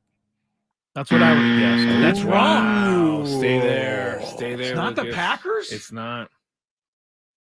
Wow. Packers and Lions played a lot on Thanksgiving Day back in the day. Well, you can. If you're on the stream, you can see Chris. Like, he's legitimately dumbfounded. He I'm is. surprised. He I'm is. surprised. Well, Dallas and Detroit better be right. If that's not right, then we have a problem. How about Washington? Wow. I missed it. The answer? The Bears. The Bears and Lions. Lions, Cowboys. Cowboys, and Bears. Oh, Yeah. my. Interesting. Yes. You're on to number 3, Lucas. Here we go, good for you, Lucas. Lucas. Chance to qualify for that Vegas trip.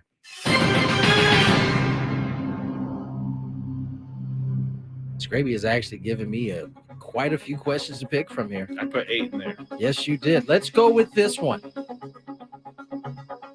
What do LSU fans call their beloved Bengal tiger?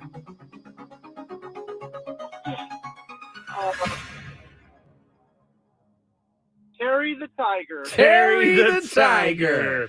Wish it was Terry the Tiger. Stay there. Well, I've got bad news for you. Lucas. You know this, dude. I've actually met this tiger before. You've met the tiger. I have. I was at LSU for a NCAA tournament basketball game. Wow. And I met the tiger. But I have good news for you as well, Lucas. You don't remember his name? I don't remember the tiger's name at What all. the Oh, heck? wait. I think it's honestly Michael. Is that it? It's actually Mike, but I met him. Michael is I his full met name. Michael oh, the Tiger. man, I'm Yeah. sorry, Lucas. I The won. Tiger. How about that? Just I thought he simply had it won. Mike the Tiger. Just Mike the Michael, Tiger. yeah, Mike the Tiger. All right, let's go to our next contestant. Gavin, welcome to the show. Are they allowed to keep a tiger? He's on Scrappy, campus. You got to yeah. get on all Matt, man. Yeah, man. You can't be I'm playing working my on. You way can't up. be I'm playing on working my way up. starter or rookie. No, I'm working my way up because every time I try to lob the ball, it ends up getting intercepted. Yeah, so. you can't come to playing all Matt. All right, here we go. First question. Phil Mickelson, the San Diegan, has won 3 of the 4 golf majors. What major has he not won? That'll be a U.S. Open. Look US at you, Open. Gav. Correct. Nice work. Very good. Almost won it, but drove it into a trash can. On to question number Beth 2. Page Black. I think it was Shinnecock. Oh, okay. Listen to you I guys. think. Yeah. Sound like we know golf. All right, staying with that Thanksgiving Day theme. What AFC team is the only to not play on Thanksgiving Day? Wow, that is a lot of Thanksgiving. Go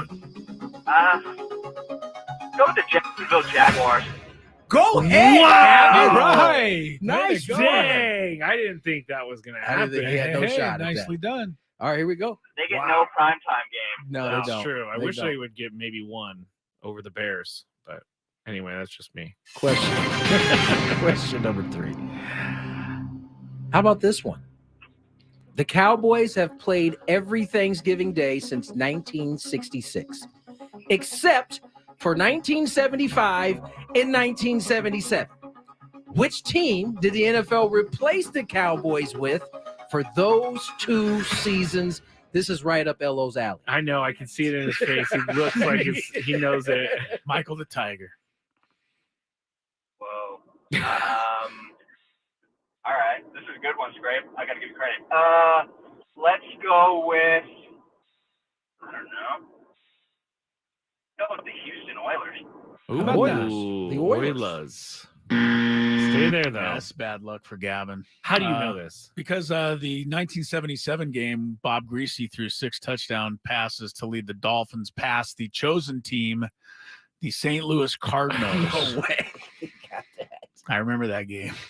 He even got the St. Louis Yeah, he correct. did. Yeah, St. Louis Sorry, Cardinals. Gavin. Sorry, Gav. You know what? You said 94. This might have been his prime, actually, right here. 76. Mid-70s, man. I was a 77. teenager. That's I kind of have crazy it all that they were memorized. still the St. Louis Cardinals at that point. They were. Were they the baseball Well, and football team at the same la- time? This was the Yes. late 1900s. So, I mean, of course, No, they this could is have like been the St. Louis the Cardinals at this point. Or no, that's two Yeah, other they were games. the St. Louis Cardinals in both sports. That is correct. Speaking of Mike the Tiger, let's bring on Michael. Michael, welcome to the show. Michael, the contestant.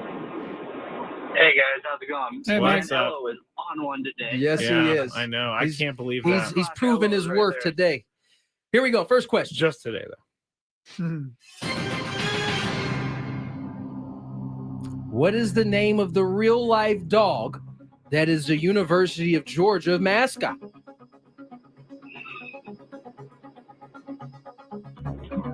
I want to say it's Ugo.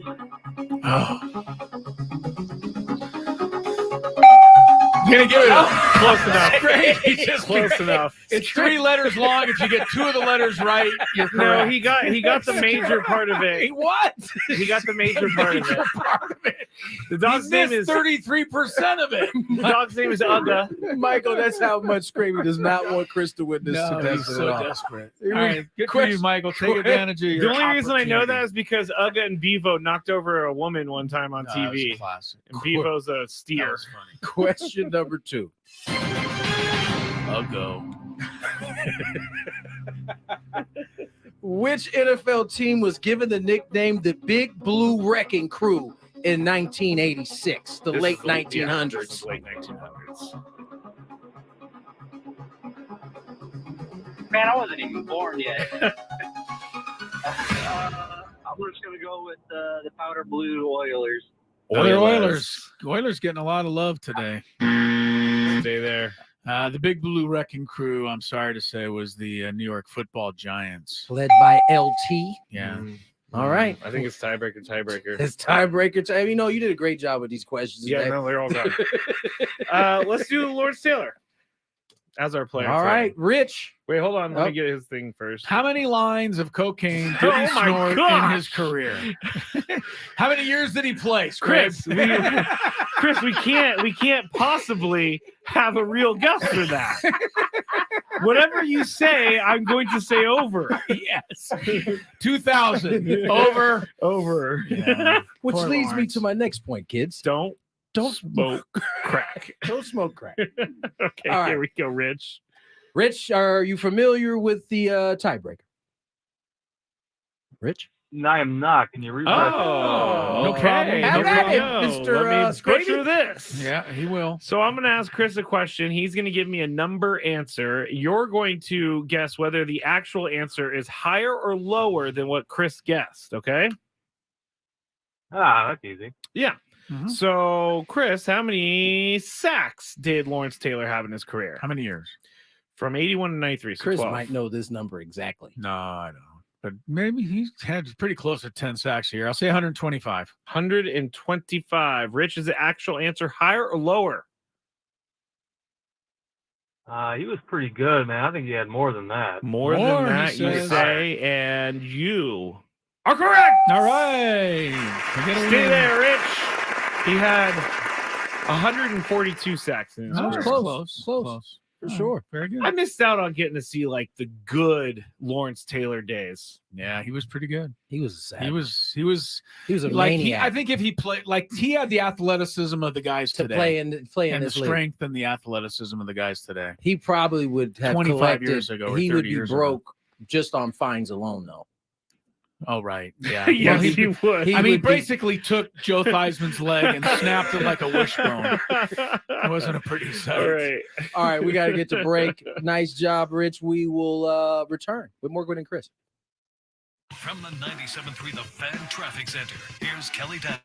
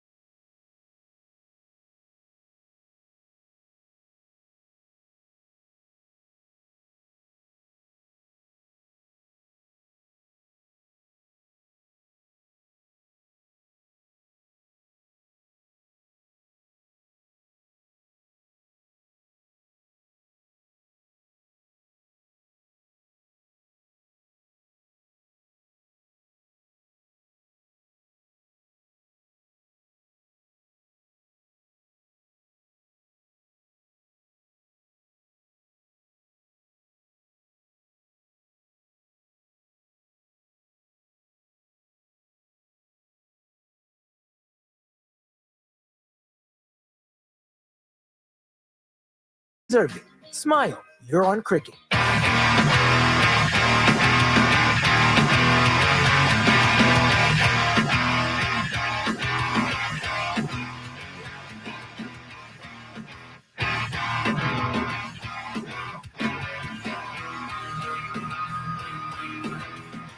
Hey, it's 4:25, and we're right up against the bottom of the hour. So we're going to do a fantasy sports court here, but that will be delayed by an hour. Instead, we will catch you up on the college football playoff rankings, which were just announced a short while ago. Number 6, and out of the picture now, is the Ohio State Buckeyes after their loss to Michigan. And Ohio State has no more games remaining, so they're going to need some help to climb back into the top 4. Number 5 is Oregon.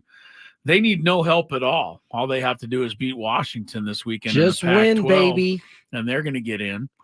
Number 4 is Florida State. I would think they're in if they can beat Louisville and finish up an undefeated season, but nobody's rooting for them. No, nobody wants because them to their win. quarterback got knocked out of action. I almost want to see Alabama get in so hysteria can just set over all of college football. Yeah. Number 3 is Washington. Like we said, they play Oregon. Winner gets in. Loser probably does not. Michigan's number 2. They should clinch a spot easily by beating Iowa. Georgia's number 1. Could Oregon fall to no, they'll be in a New Year's game. They won't come to the Holiday Bowl. Huh? Oregon, no, not that far. Yeah. That's too far. Georgia plays Alabama, as Tony mentioned. I think you're right. If Alabama, I always root for chaos. I want chaos. And the number 1 way to get chaos here is for Alabama to beat Georgia. Watch the Texas people's head explode. And then when Alabama goes past Texas, which beat them head to head, watch the people of Texas lose their minds. They might burn it down. Dog. Yeah. So that's kind of the fun thing you can root for. I'm rooting for Washington. Me too. I think if Oregon wins, it's unfair that the two teams would have the same record and would each have 1 win over each other. And you just give one of them. And you give one to Oregon because they beat them later in the season. Yeah. I just don't. I've never agreed with that, but that's no doubt would happen. That game is Friday night in the Pac-12 title game. It's just so weird. The whole thing is just weird.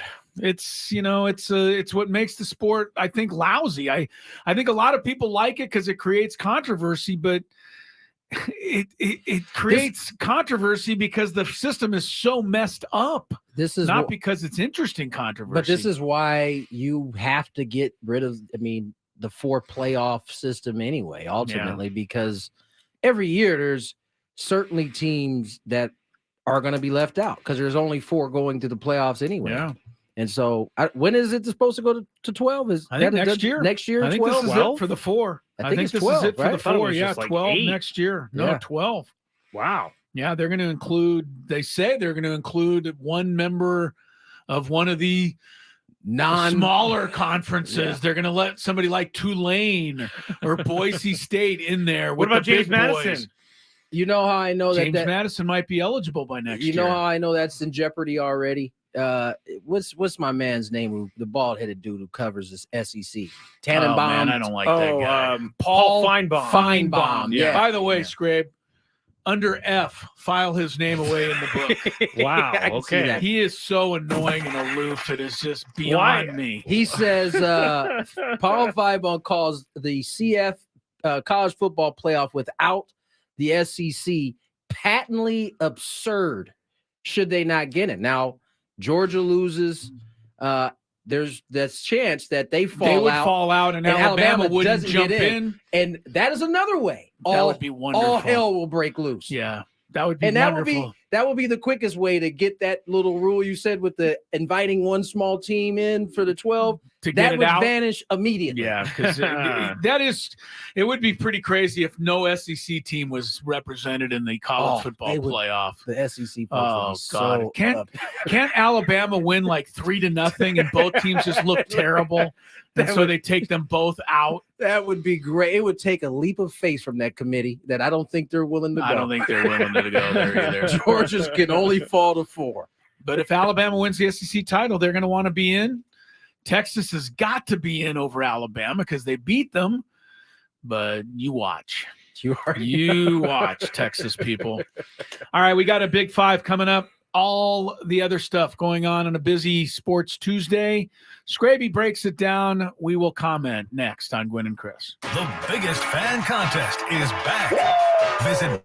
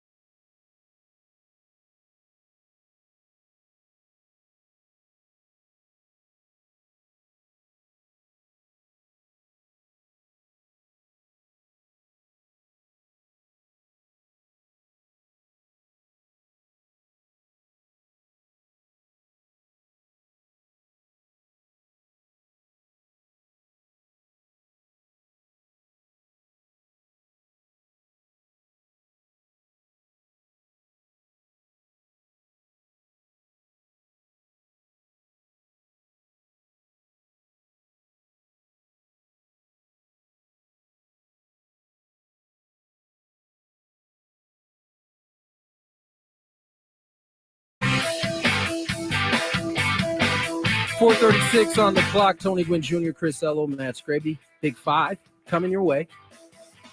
One of our favorites is on the screen talking to one of our least favorites, Jimmy Rollins. Jimmy Rollins. Let's not even mention who our least favorite is. It's MLB Network. There's a host on there who we hate. He likes to reference spin rates. He's talking to Jimmy Rollins, who we like. I love that he Jimmy accused our guy of basically being a cheater. And Joe Musgrove. The MLB Network never addressed that. No, they didn't. No, ever, they didn't. ever, never once. Yeah, they wanted it to go away as fast as possible. Yeah, for sure. It's we're never not going to go away here. For sure. Not on this show.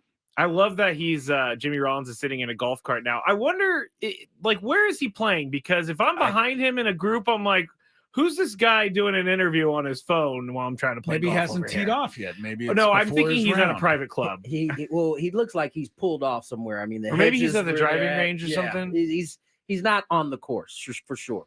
But he probably is like, this interview needs to hurry up because I'm trying to get these. Jimmy likes himself some golf. So is he good? He's a big golfer. I don't know. Oh, I know he golfs a lot. I don't know if he's good. Gosh, that's my dream. Haven't golfed with him. So. That's my dream. Talk to Brian Kenny on MLB Network while I golf. Nobody does that throw up sound better than up you. in my mouth right there. I love it. All right. Big Five. Scraby's, he got this one loaded up. He's been talking about it all day. Before we get to it, though, let's check some traffic. From the 97.3 The Fan Traffic Center, here's Kelly Danick. Traffic is sponsored by Air Max, San Diego's highest rated heating and air conditioning company. Got a collision involving several vehicles now, northbound side of the 15 at Arrow Drive. That has got the slow lane blocked. But other than that, no incidents, no accidents, no surprises. Meaning, of course, you're still going to see the usual slowing in the usual spots. Looking for the best in HVAC? Choose Air Max, San Diego's highest rated heating and air company with free diagnostics on all repairs and estimates. See why over 1,100 happy customers have given Air Max 5-star Yelp reviews. See Air Max today at airmax.com. And Kelly Danick with Gwynn and Chris, San Diego's #1 sports station, 97.3 The Fan. It's that time of the show when we check on the latest in sports. Only the most important topics and questions are brought to light. Stop what you're doing and listen. These news stories will astound and amaze you. The one, the only. Oh my God, who the hell cares? The Big Five starts now on 97.3 The Fan. If you're on the screen right now and you're wondering why Tony's hand is in the camera, he's trying to activate the AI in it. These cameras are actually pretty cool. They follow you around, but except when they stop working. Yeah, they sometimes unlock from it. Here in the Big Five, we are going to talk about that quarterback that decommitted from Colorado. We're also going to talk about a young Chiefs fan who was dressed up with a full headdress, and some other news story was made about that. And then Aaron Rodgers. Do you guys? Okay, I will get to Aaron Rodgers and what he did, but do you guys think? I watched this movie over the weekend. Along Came Polly. Along Came Polly. Remember the guy who goes, "You want to scuba?" Remember that guy, the scuba diver guy? Along Came Polly, let it rain. Is that the same yes, word? Yes, I've seen it. yes. The guy with the banana hammock he's wearing. Yeah. Doesn't Aaron Rodgers look like that guy? I can see the resemblance. I can see it a little bit. And I'll tell you why Aaron Rodgers should not look like that at the end of the Big Five. Looking forward to it. He should not be wearing banana hammocks in public. Number 5. What's a banana hammock? You don't know what a banana hammock is? I don't think so. It's what that guy's wearing. It's like a Speedo. It's something that would make you go, bleh. Yeah. Fair enough. I'm surprised that Chris knows and you didn't. Anyway, if you were watching the Thanksgiving night game, you may have noticed the 49ers dominated the Seahawks. But that's not why I bring it up. Their white uniforms were legit, too. I love those. I hate to say I love those. The 49ers, in fact, I don't like them because they don't wear those enough. They don't. Those are nice. Those uniforms are really Those were sweet. nice. And they were playing against a team who had maybe the worst uniforms. In You're not a big fan of the highlight green Seahawks, no. Chris hates those uniforms. He really does. They're not that bad, but when it's against the 49ers, shadow numbers on white, it's looking pretty good. I bring this up not because of the 49ers domination of the Seahawks. I bring it up because if you go back to the start of the game, the broadcast showed Blake Snell being the guy to get the 12th man crowd going. Yay. So he was wearing a Seahawk jersey, and Mike Tirico was talking about how he won the 2023 Cy Young with the Padres. But while doing that, Mike Tirico also said Blake Snell wants to play for the Mariners. Throwaway line. You think that's a throw? Okay, That's so Tony, 100%. I guess I should have asked that. Do you think Mike Tirico knows something? But I will ask, do the Mariners make a go at him? First of all, Mike Tirico don't know, you know what, and about where Blake Snell wants to go at least. Way to go, Tony. You're coming around to my way of thinking on Mike Tirico now. I knew you'd like that. Yeah, I like that one. In terms of, do the Mariners make a go at him? Yeah. Why not? I mean, they got a lot of, first of all, they don't need to because they have some pretty good young starting pitchers in that, on that roster. They got Logan Gilbert, Castillo. What's the guy who blamed it on the George Kirby. George Kirby. I know he had that bad moment, but he had a great year for they had a rookie. the Munoz guy in the pen. Munoz is closing for him. Adding a Blake Snell certainly would make that rotation top of the top. However, I don't know that that's something that they would be willing to go out and spend on. They have proven that they can build pitching. I think they need offense more than they need any pitching, but it certainly wouldn't hurt. Blake is a Washington guy through and through. When I posted about the Aztecs taking down Washington he makes sure he hopped in the comments saying easy. Yeah. So not a surprise that he loves his state and city. So you can't rule it out. He's a free agent. He's at the top of the list. He should be in terms. I know I've seen Yamamoto ahead of him. Yamamoto ahead of him, but I think Blake Snell is easily the best pitcher on the market. All right, Chris, number one, do you think Mike Tirico knows what he is talking about? And number two, do the Mariners make a go at Blake Snell? No and no. All right. Boom, boom. Sounds good. But I feel way more confident in the first no. That Mike Tirico knows what he's talking about. Number 4. The San Francisco Giants appear to be ready to spend some money. The Athletics' Jim Bowden said that the Giants are all in on this year's free agent market and appear prepared to spend significant dollars on multiple star-level players. They haven't been shy about going after guys like Carlos Correa and Arson Judge. Cody Bellinger is actually one of them, and he was mentioned in this article by Jim Bowden. So, Chris, are the Padres a cautionary tale for teams who want to spend lots of money? No. A lot of teams that have spent a lot of money have won a lot of games, and I don't think they are. I would think Cody Bellinger would be something I would approach a bit cautiously, though. I mean, I don't look at what he did last year overriding how unbelievably impossible it was for him to touch the baseball for 3 seasons. So I would be careful, personally. I don't think Cody Bellinger is guaranteed to repeat what he did last year is all I'm saying. But it doesn't surprise me that the Giants want to spend. As you said, they tried last year. They just weren't very successful at it.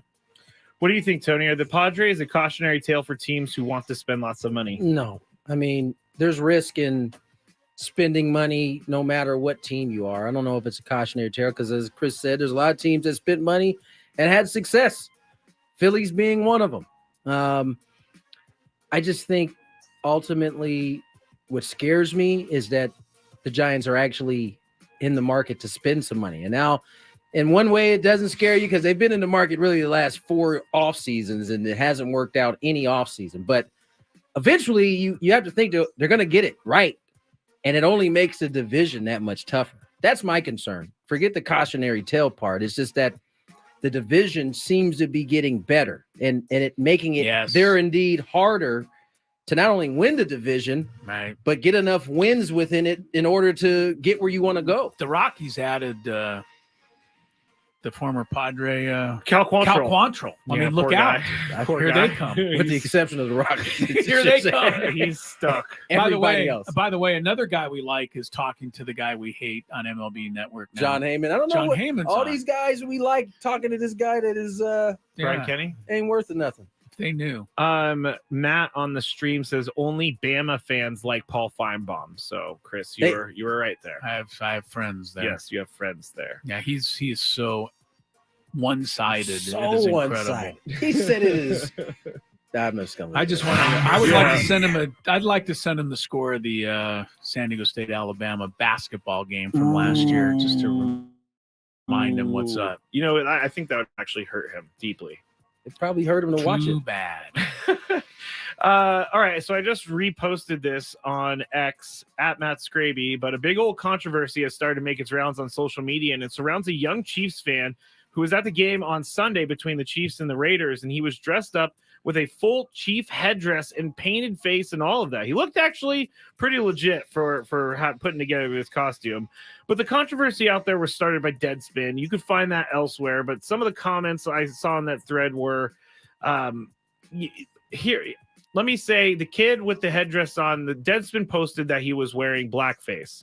Now they showed a picture of the kid, and one side of his face is painted black.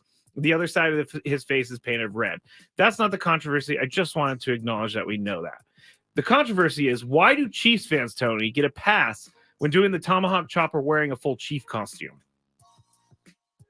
That's a good question, and I don't have an answer for you. We know Braves fans have caught a lot of flack, although I can tell you from personal experience, it hasn't stopped them from doing. Doesn't seem like Florida State fans catch too much flack for it. They don't. They're not the only ones, right? And so I don't know. I don't know why certain teams, certain fan bases are get in trouble, and some, like the Braves, they don't get in trouble. I mean, listen, they have one-upped it, right? Not only are they doing the chop, they turn the lights off, and it's like a glow fest when they're doing it. Like when they change pictures, it's if it wasn't so bad, it'd actually be kind of cool when you're in a stadium seeing it. But yeah, I don't have a good answer for you on that. Why? Because we definitely know that some teams are, they're chastised for doing it, and then some aren't. You're right. Florida State's another one that I can't think of ever really being in trouble for it. Man, Paul Feinbaum shouldn't tune into this show because he's getting crushed right now. Another Matt said, I'm a Bama fan and can't stand Feinbaum. He's that terrible. So Chris, why do Chiefs fans get a pass when doing the tomahawk chop? Now, I want to say that Chris takes these things hard, because when he heard that the Redskins were moving to the football team name and logo, that was his reaction. So Chris, with that said, it was not my reaction when that happened. It was my reaction when they went from the football team to the Commanders. Yes, correct. Let's get that right. Yes, you're right. Yeah, there's no way of explaining this because, I mean, you said the Redskins, they don't exist anymore. The Indians, they don't exist anymore. That's true, yeah. But the Blackhawks exist. The Chiefs exist. The Braves exist. So where does that make sense? It's blurry. It very make blurry. Very much sense. So it's almost impossible to explain, unfortunately. It is impossible. Yeah. But you can go see the original post that started all this controversy at Matt Scraby. This is the one Scraby's been waiting to get to like all day. We talked about it yesterday, and we have to talk about it today.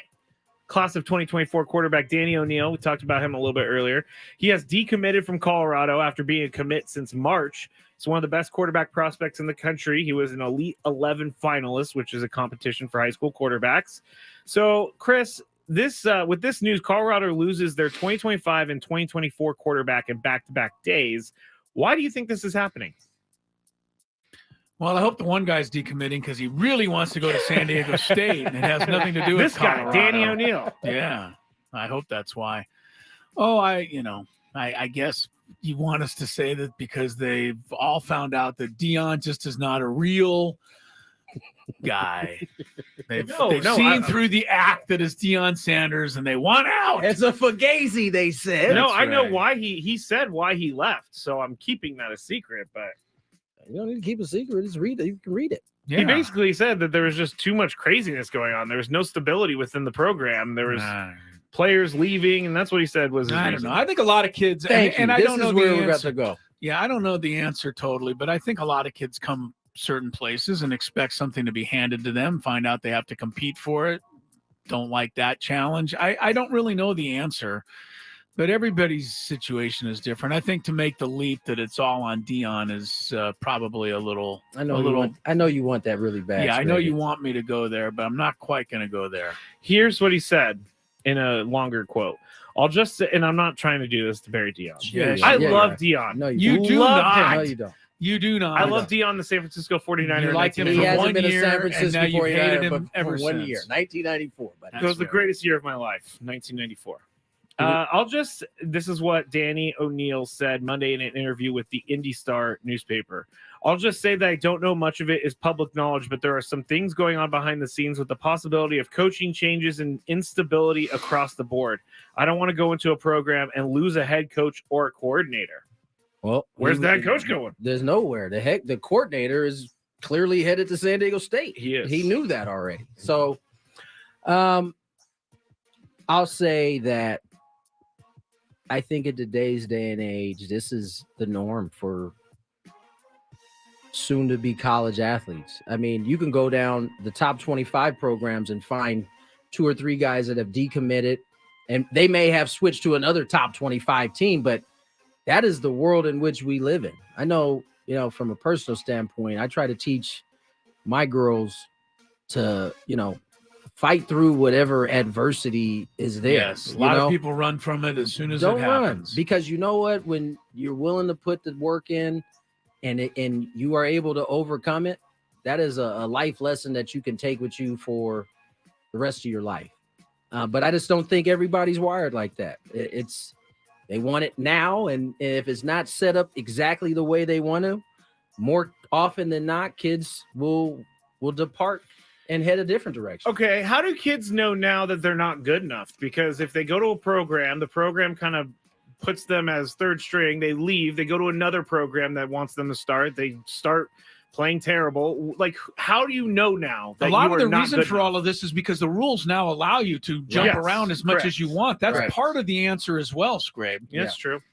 You know, I mean, used to be once you committed somewhere, you were It was a going to commitment. go there. It was actually a There commitment. was such thing as a commitment. Right. Yeah. Now you commit and you can decommit just as easily.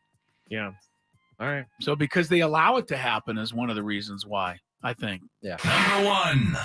New York Jets quarterback Aaron Rodgers has raised eyebrows with some of the things he has done. And this is why I was talking about the banana hammock earlier, because he should go out fully clothed for the rest of his life.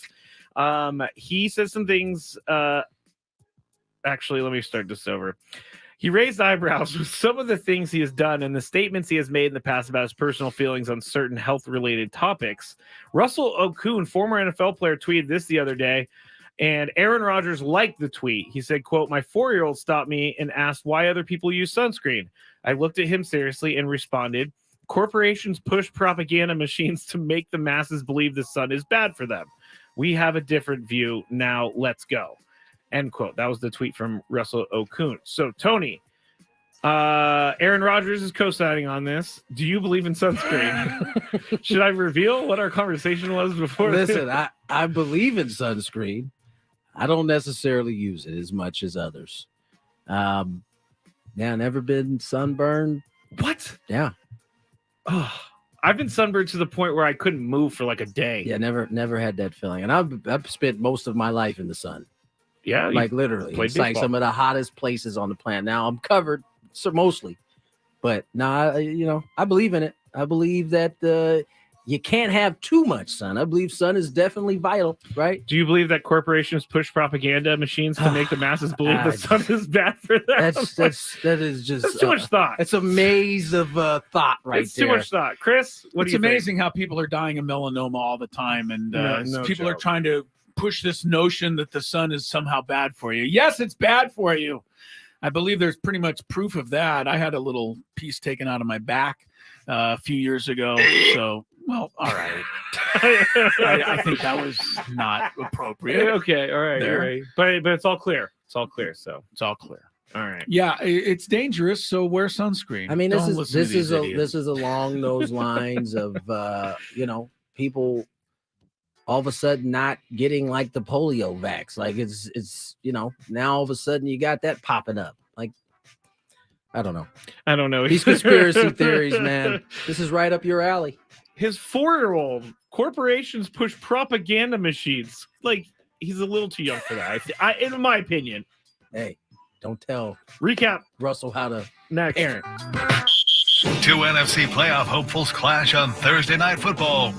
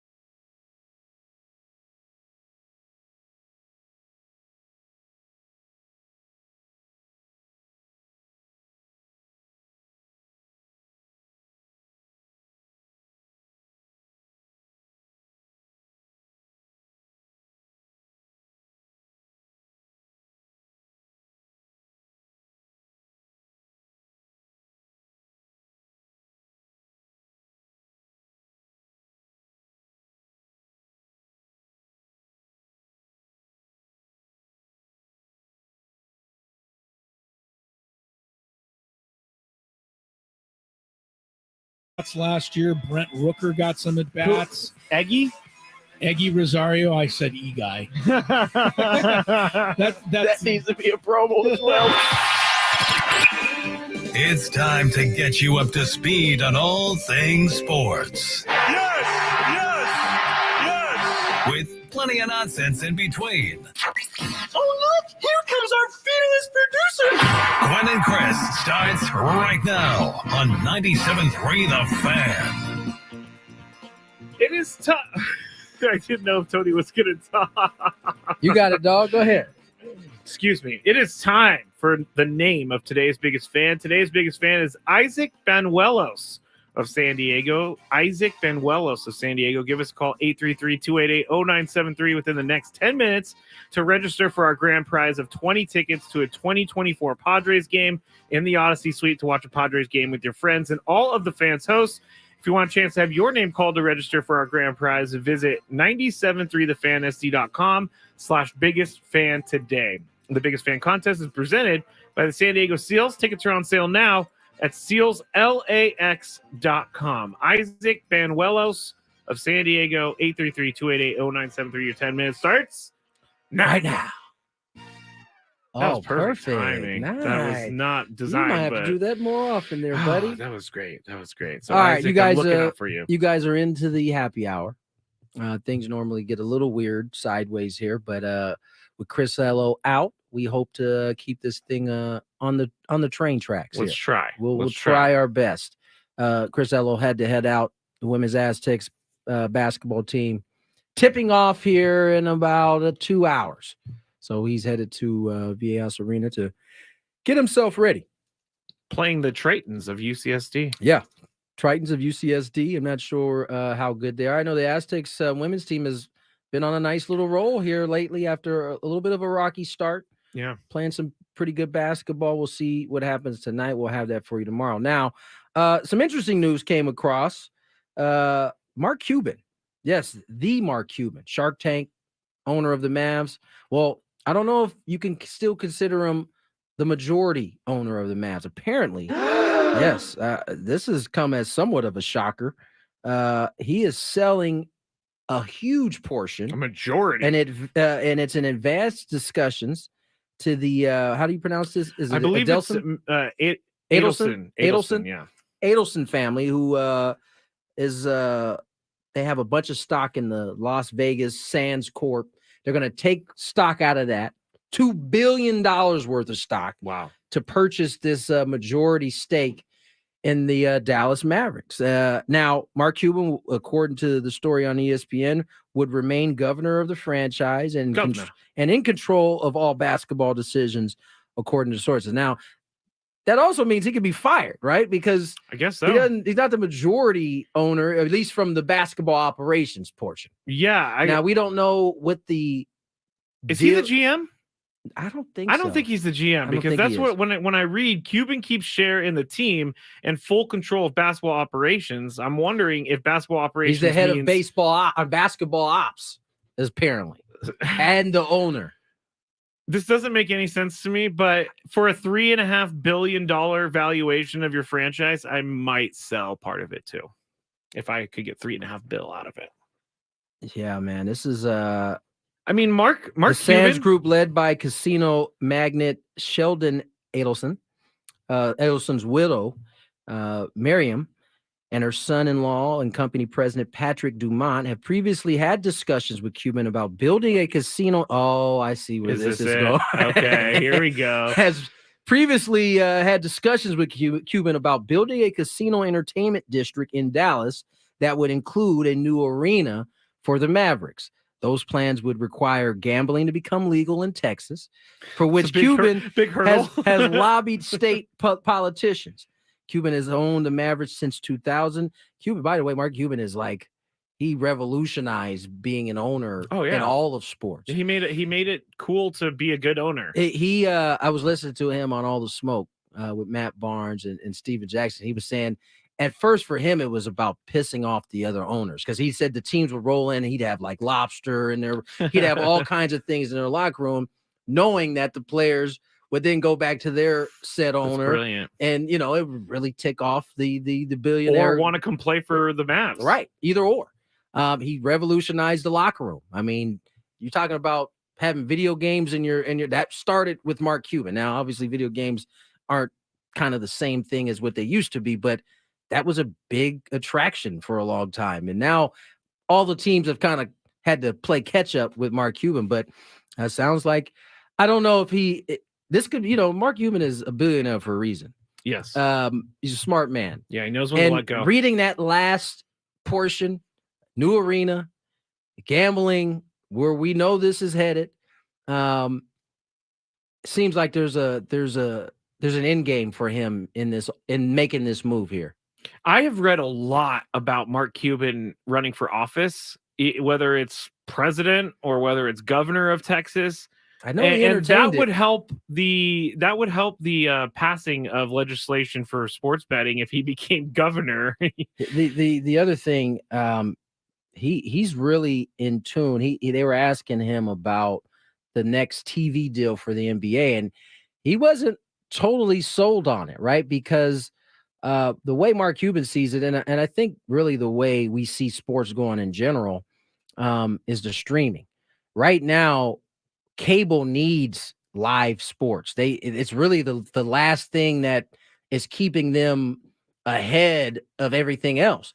But once that moves to streaming, and he brought up a great point. Like, football is the number one sport in terms of what they bring in. Mm-hmm. It's a much older base. TV really works well with the NFL. Yeah. The NBA, most of their fans are, watching and receiving it on their devices.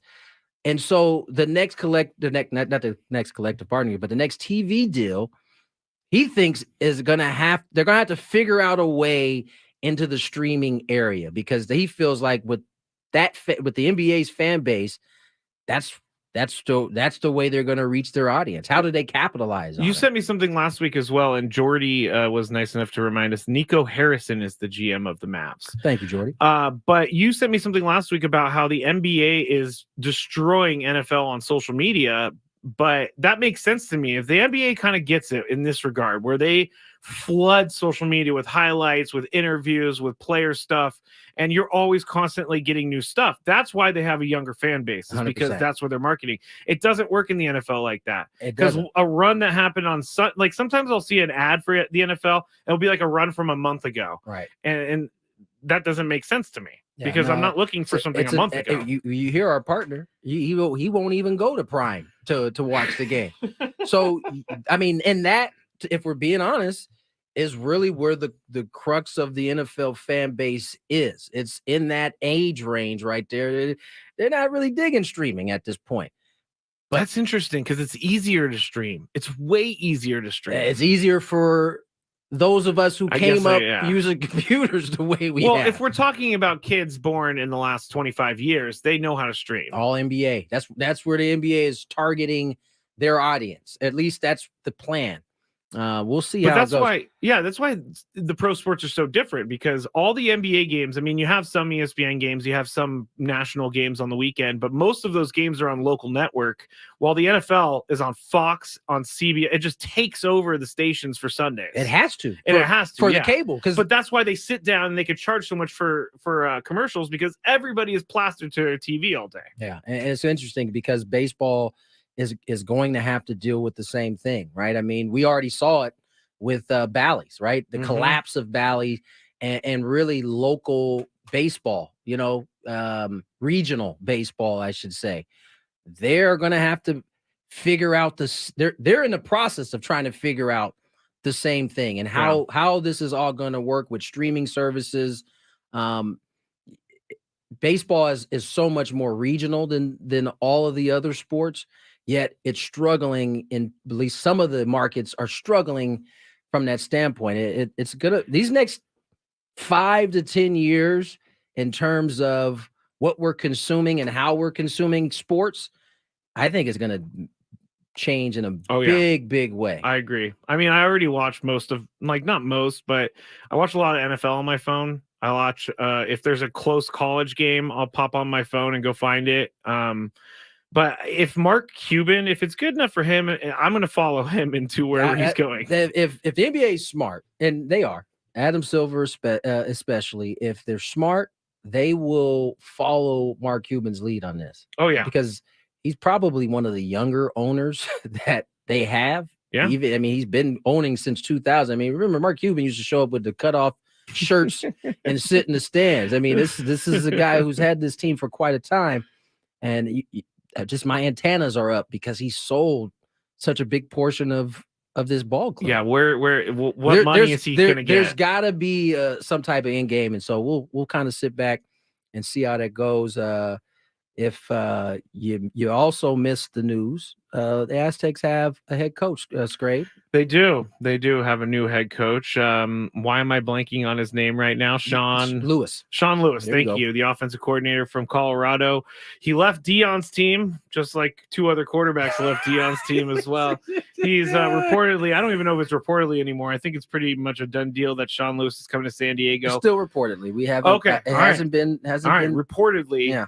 Sean Lewis is coming to San Diego. So they found their head coach. Now, if you're asking, like, that doesn't wow me, just know that he did play, or he did coach for under Dion. And whatever I think about Dion has good knowledge to help spread. And he's not going to hire a guy that's not capable of doing a job. Yeah. No. So I think it remains to be seen what it's like.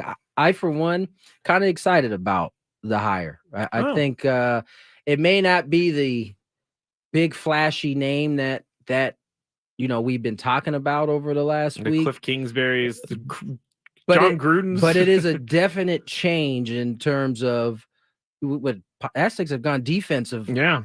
Last two coaches, right? Rocky, Brady Hoke. I think Brady was before Rocky. Yeah, Brady, Rocky, Brady. And now it's offensive-minded coach. So now you're at least attempting to do something a little bit different. And so I know it's not necessarily the best look that Sean Lewis was taking his play calling duties were taken away, but we did see an explosive offense with the right type of players. Now, it takes a lot, as we just saw from Colorado. You can't just have skill positions. You got to have those big uglies down there too. The defensive line, offensive line, as we saw in Colorado, is a pretty big deal. Well, so Dion calling his offensive line out didn't help them at all. I don't know why it bothers me so much, but I mean, because I just like when things bother me. You weren't coached like that at La Costa? Like, they didn't tell you, hey man, you're not cutting it. No, they did, but they didn't say, I'm going out right now and finding new bodies. Well, they can't. It's high school. You got to wait till people come into the next year. It's a different ball game. I grew my football days were 99 through 2003. So we were right at the end of tough coaching. So I was in the era of you don't get water as a punishment. I was in that era too. That's crazy. I never thought twice about it back then. And if you really asked, the coaches would let you, but it was like a team thing.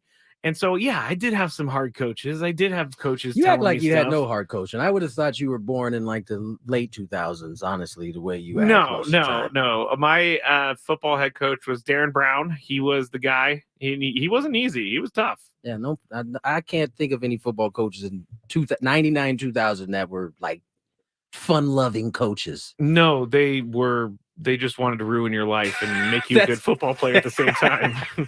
I will never forget the day we had like 12 penalties in a game against El Camino. And the coach said on Monday, we usually don't do heavy practice today. We're doing sprints. For every one of those penalties, you're doing one gasser. So we had to do 12 gassers, and that was a lot. Those gassers, man. Not fun. Meaning run 50 yards there, 50 yards back, 50 yards there, 50 yards back. And that's just one. Yeah. No, it sucks. Definitely. It does. Let's get to break. Are we doing yes, Fantasy Sports Court. Fantasy Sports Court. When we return, we're going to Chris. Here's some traffic.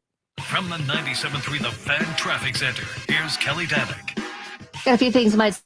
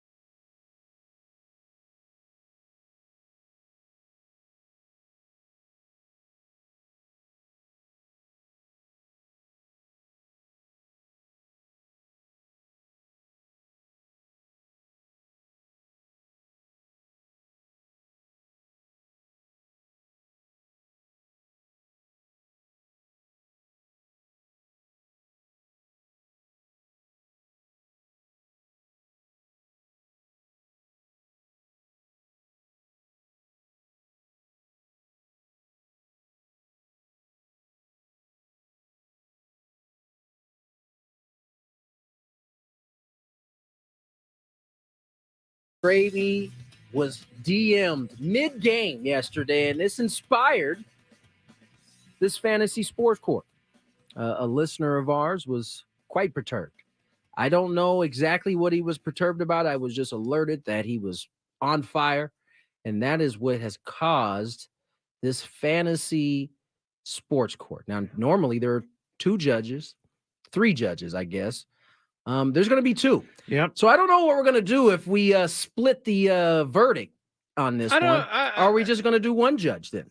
No, we'll do 2 judges, but I think we'll probably be on the side. You know what? That is a heck of a way for the court system to work. Probably we'll figure it out. I find myself on one side or the other, but here we go. Do you have a sports issue, San Diego? Do you need a third party to make a decision? The guys have put on their robes and picked up their gavels. All rise. Here comes the judge. Gwynn and Chris Sports Court starts now on 97.3 The Fan. We need to stop talking over the open, but still need to get fantasy sports court put in here, but it's the same concept. So here is the first submission for the sports court today from Kyle in Carlsbad. Hey guys, and this is the one that was DM'd to me last night during the game, Tony. Hey guys, I am really angry right now. The playoff race in our league is tight with 6 of the 12 teams within a game of being in. One of the guys in our league had major playoff implications if he lost last night, but he was up 1.5 points heading into the Monday night game. He had TJ Hawkinson left and was going to win easy, but he decided to bench Hawkinson in case of a fumble or an injury or something like that. I think it's weak to bench a player, but there's no rule against it. So I'm going to propose a new rule in the offseason. Should you be able to bench a player to protect against the fumble or negative points? From Kyle and Carlsbad. That is an interesting Conundrum. situation Yes. right there. Yes, it is. What are your thoughts? My initial thought is I think it's chicken bleep to remove a guy not injured, not replaced. Yeah. Just simply to keep him from getting a negative point and fumbling. Wasn't even in the lineup. Tight end, 0. nothing. Yeah, man, I don't know. I mean, there's no rules against it. So no rules, but they're going to propose it. Yeah. I mean, I guess I should flip the question and ask you, how would you feel if I proposed that rule in our league? I could see myself being all for it because I don't like when people do stuff like this. But I could also see like one of the people in our league saying something and that would make me mad, and then I wouldn't want it. I would go back and forth. Yeah. I think it's weak to bench a player. I do too. But because what are the chances that a guy like TJ Hawkinson, even if he fumbles, is going to somehow end up with just that on his record that day? I don't. The chances are probably. Is this a PPR league? Did he say? They didn't say that. But TJ Hawkinson had 5 catches, 50 yards, and a touchdown last night. So he had 5 in our scoring 11, 16 points. Yeah. So even if he had a -2 for a fumble, it would be 14 points. He still would have. But what I think he was trying to protect against, say TJ Hawkinson goes over the middle, gets lit up, and he's out, fumbles, and he's out, and he loses. I think that's not likely to happen at all. It's not, but it has happened. It does happen. My ruling, and the chat said we should go to the chat for a tiebreaker, but so maybe we will. My ruling is that it's weak, but you should be allowed to do it and propose the rule for next season. I'm gonna have to agree with really? you. I'm gonna have to agree with you. I think first of all, you can't go change the rule in the middle of the season after. No, and he knows that. That's the rules what have he been said. played. Yeah. So I think it has to ride, even though I think it's weak. But I would be proposing that rule the following year, see if and be campaigning everybody in the league to go for it, except for imagine my guy who's doing it right now. He probably not going to go for it. No. Especially if he ends up in the playoffs. Yes. Diesel in the chat said, is it weak or is it a business decision? I don't both. know. It is It's both. It's weak and it's a business decision. So both of us, we don't really need a tiebreaker for this one because I believe that we are on the same page. Yes, we are on the same page. All right. Second fantasy sports court. And it comes from, this is why I wanted Chris to be here, because this person specifically asked for this name to be used. Comes from Excuse Me in San Diego. If you don't know what that is, Chris said Excuse Me one time. And He said, well, there's it's going to a be that promo. kind of day again. Excuse Me says, love the last time you did fantasy sports courts, and I have a good topic for you. I have a 12-team fantasy football league, and this year has been really weird for all of us. Currently, our second-place team has the least amount of points scored by about 175, but has a 9-3 record. Oh, is this written by Tony? But has a 9-3 record because of pure luck. On the other side, one of our teams has the most scored points by about 20, but they are 4-8 and have had the worst matchups all season long. Scored 180 points one week, lost to a team that scored 204. That's a tough loss. They better D. So we know this can't be changed this year, but we are thinking about voting on giving the 6th playoff spot to the team with the highest differential at the end of the season. Would you vote yes or no, Tony? Absolutely not. Really? You play to win the game, not to have the most points. Hang with him, buddy. I see this. We are going to differ on this one. I believe the differential does mean something in fantasy football. You're going to give the last playoff spot to somebody that just has scored the most points. Differential, meaning if they're plus 100, if like they is scored... that what you said? Yes, that is what I said. Let me see. I'm going to do quick math on your differential. I don't care what your differential is. I'm just doing it for. I don't care. I'm in first place. That's all I got to say. And you're right behind me there, buddy. I hate that so much. So you're going to say that you would not. You would vote no on this. I think that's ridiculous. All right, your differential right now is actually you're plus 30. Yeah, I know. My differential is plus 300. Yeah, good for you. So I should get what place are you in? Second. Okay. Or no, I'm actually in third. Yeah, so hang with him, buddy. I'm voting yes. I think this is a good idea. Excuse me. Stupid. I think it, stupid. I think this is a good idea. You All need right. to win. What's the tiebreaker? What do they say? No one say anything. No one say anything. All right. Well, thanks for offering and then not saying anything, chat. I just called out the chat for no reason. Here we go. Last one. Full disclosure. This one is about my friend, and I am outing him right now. His girlfriend is playing fantasy football. Snitching on his friend right now. He's been complaining about this for like 3 weeks. His girlfriend is playing fantasy football for the first time in her life. She wasn't much of a sports person until she met him a year or so ago. She thought it would be fun to try, and she joined a 10-team league with her friends. She is destroying teams this season. She's 11-1, scored the most points by 175. Now her boyfriend is 3-9 in his league, and he has an awful team. I've been encouraging his girlfriend. I'm talking about me. I've been encouraging his girlfriend to rub it in his face that she is better at fantasy football than he is, but she's not going to do that. And I appreciate that, I guess. But my friend has been telling me it doesn't count, and it's just luck, and she's in a league with people who don't know what they are doing. So the question here is, wait, ain't he one of the people in the league? No, he's not in this league. It's a different league. She started a league with some friends. Oh, okay. And they're all new to it. This is all this is like a newbie player league. Oh, Yes. okay, that's fun. Does the skill level of players in a league matter to you? Basically, even if these are new fantasy players, can she claim she is doing better than him at fantasy football? He already knows my answer. She already knows my answer. Yes, you can absolutely claim that you're better than fantasy football than he is because you have a better record. Wait. Whoa. I knew this was going to be an issue. So let me get this straight. Are you saying that the young lady can claim that she's a better fantasy football player because her record's better? Her record is 11-1. His record is 3-9. I mean, I agree with it, but just a couple questions ago, you said that it needed to be point differential. That was a determination of a but playoff she's spot. going to get the playoff spot easy. So am I. Because she's 11-1. Yeah, you will, but maybe it's been the job of the coach putting the lineup in every week that has gotten me and this young lady to a 9-3, in her case, 11-1 record. McKee on the chat said, did she auto draft though?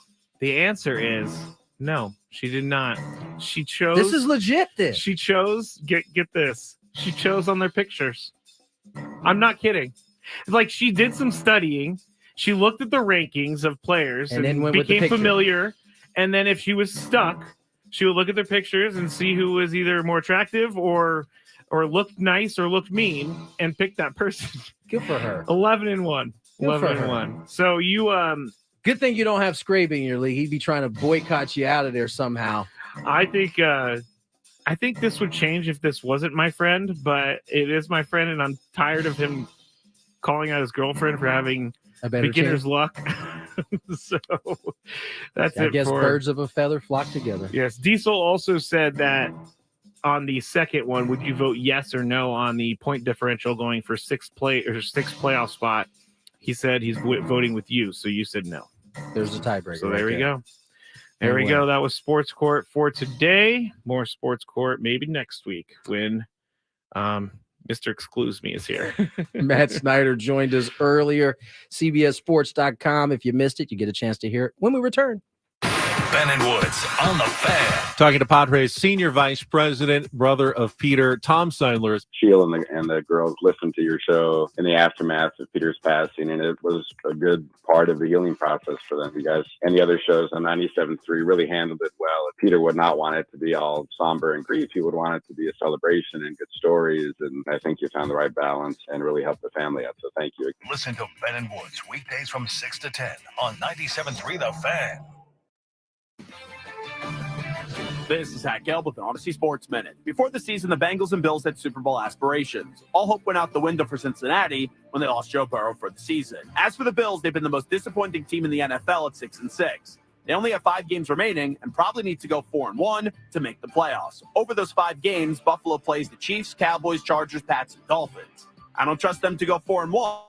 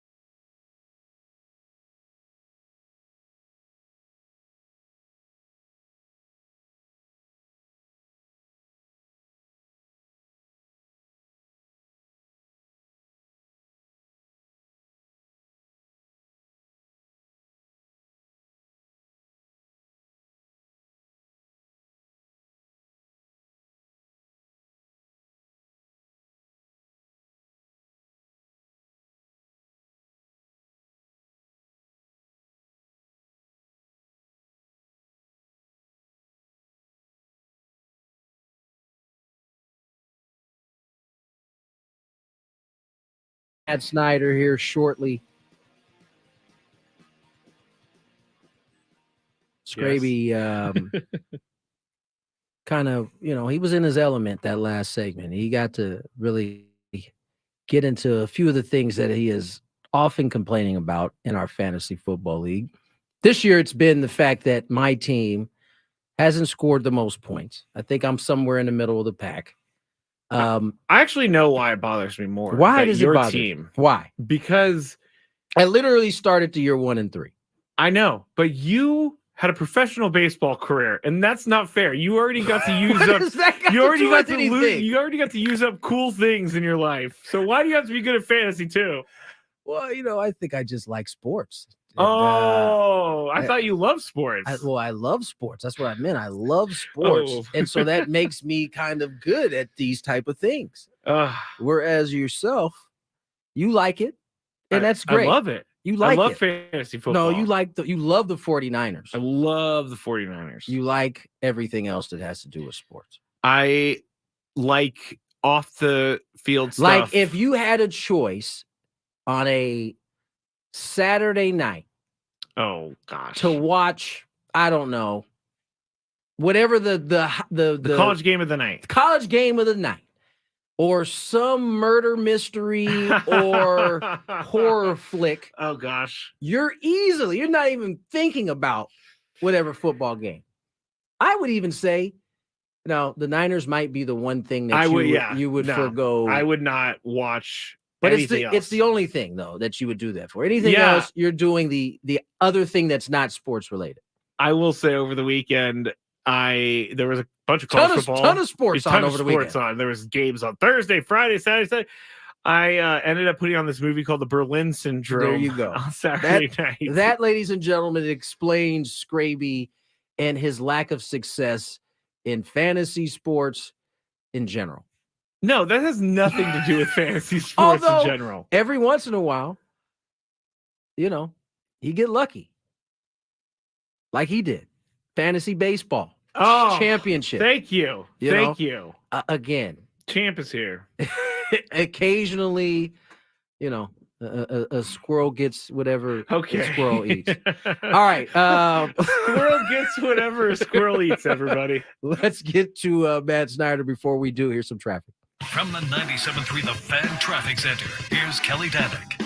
Guys, no official confirmation if that crash has been cleared northbound 15 at Arrow Drive, but since we're not seeing any brake lights toward it, I'm thinking that maybe that has been cleared out of the slow lane. Traveling on the southbound 805 before Orange Avenue, there's a collision vehicle in the center divide, one over to the right shoulder, and eastbound 54 4th Avenue off-ramp, we are getting reports of a stalled vehicle partially blocking the right lane. Now in the North County, westbound 78 at Vista Village, a collision. No details as to whether that is blocking lanes. And Kelly Danick with Gwynn and Chris, San Diego's #1 sports station, 97.3 The Fan. What better person to have this conversation with than Matt Snyder? CBSSports.com joins us here on Gwynn and Chris. And Matt, how are you, my friend? How's your off season? I know it's pretty slow right now, but I expect it to heat up here pretty quickly. Yeah, we've had a few things like the Nola signing, the Sonny Gray signing. So there's been a little bit, but once you get between Thanksgiving and the winter meetings, I feel like that's when we're going to start to see some stuff. And hey, what do you know? That's exactly where we are. Yeah. So maybe things will start to move quickly. Are you surprised at the price tags that have been handed out so far? To my recollection, Maeda got 24 for 2. You got Lynn at 11. You got Gibson at 12. These seem like pretty high numbers. Is this about what you expected or a little high? Similar to, it's at this point, a veteran starting pitcher in free agency, even if it's a 1-year deal, you're looking at $10 million to $12 million a year. That's just kind of what the market is. What are the requirements for that, Matt? That you just have an arm? I mean, these guys, ERAs are all like 5 or 6. I don't know. I've never gotten off of that. Success in the recent past, I guess. Speaking of like Lance Lynn and Kyle Gibson. And Gibson, he ate some innings for the Orioles last year. I think that the Cardinals were in a spot where they were pretty desperate to just fill out a rotation. And then their season fell apart because the starting rotation was so bad. Yeah. So they were looking for arms who have had success in the past. Sonny Gray 4 for 75. That's probably about right. Nola, maybe a little higher than I would have thought, but it's, the Phillies didn't want him to get away. He is an established workhorse type. I don't know if you could call him an ace after the run prevention year he had, because the ERA was in the fours and he wasn't great, but he looked great in the playoffs, at least the first couple starts. But he's a guy who's going to give you around 200 innings every single year, and that's so valuable in this day and age when so many guys get hurt and go down, and you can't rely on them to take the ball every 5 days. That reliability is worth a lot, as we saw with the Nola deal. Matt, the Padres seem like they're in a similar position to where St. Louis thought it was. I don't want to say desperate for starting pitching, but in the wake of Blake Snell being a free agent, and the same for Michael Wacha and Seth Lugo, and maybe a question or two about Yu Darvish and his health. Are the Padres in a similar situation? And what kind of names do you like for the Padres? There's so many to, leaf through on this free agent baseball list. Yeah. But if they're going to have to pay $12 million a guy, who's going to be worth it? It's hard to know how to sift through that pile, especially when we don't know how they're going to proceed forward in terms of the payroll. Like, are you going to be able to talk to Eduardo Rodriguez? It sounds like probably not. In past years, the answer would have been an emphatic yes, but it sounds like they really want to trim payroll. And if they're going to want to do that and they want to trim payroll, then they're going to have to trade Juan Soto. And so do they want to do that? It's going to be interesting to see a balancing act there. But it's some of the names that come up when you talk about that you could get on a one-year deal, such as Lance Lynn and Kyle Gibson. I think of Padres, like it's Lugo and Wacha are the first two names, and Nick Martinez that come to mind as guys that are a little bit down the list that you might be able to get on a one-year deal. Somebody who intrigues me, and he actually does have SoCal roots, is Lucas Giolito. He was one. After the White Sox traded him, he was a disaster for the Angels and a disaster for the Guardians. He might be one of those guys who is looking for a Cody Bellinger type one-year deal to rebuild his value before getting back to free agency. And it's worth at least talking to him and see if he can pitch the way he did for the White Sox. If you're trying to go cheap and you're trying to say, let's try to hit on a lottery ticket here. Yeah, Ruben Niebla would be perfect to kind of help Giolito get back to where he can make a whole lot of money this next offseason. Matt, there seemed to be a memo that was sent out today about Juan Soto perhaps being traded. It seems like you had Ken Rosenthal report on it. We had John Heyman report on it. You and I, we talked about it last time you were on the show. It would seem like it'd be in the Padres' best interest to keep a guy like Soto if you are truly trying to get to a World Series. But as you said, we don't know the constraints of what the salary is going to be for the team. Do you still feel the same way as we talk now that he probably is on the roster come opening day? Yeah, I don't know. I'm on the fence now. In a vacuum, yes, you absolutely keep him. But I think you still have to listen, and you never know what somebody's going to float back to you. If somebody's going to throw you two position players and a starting pitcher and help you clear salary to help you kind of tweak the roster at a bunch of other places, then maybe it's worth listening. It's just tough to see somebody doing that when there's only 1 year left on his deal. It would have to be somebody very sure that they're going to be able to extend him and they want to get a jump on the market.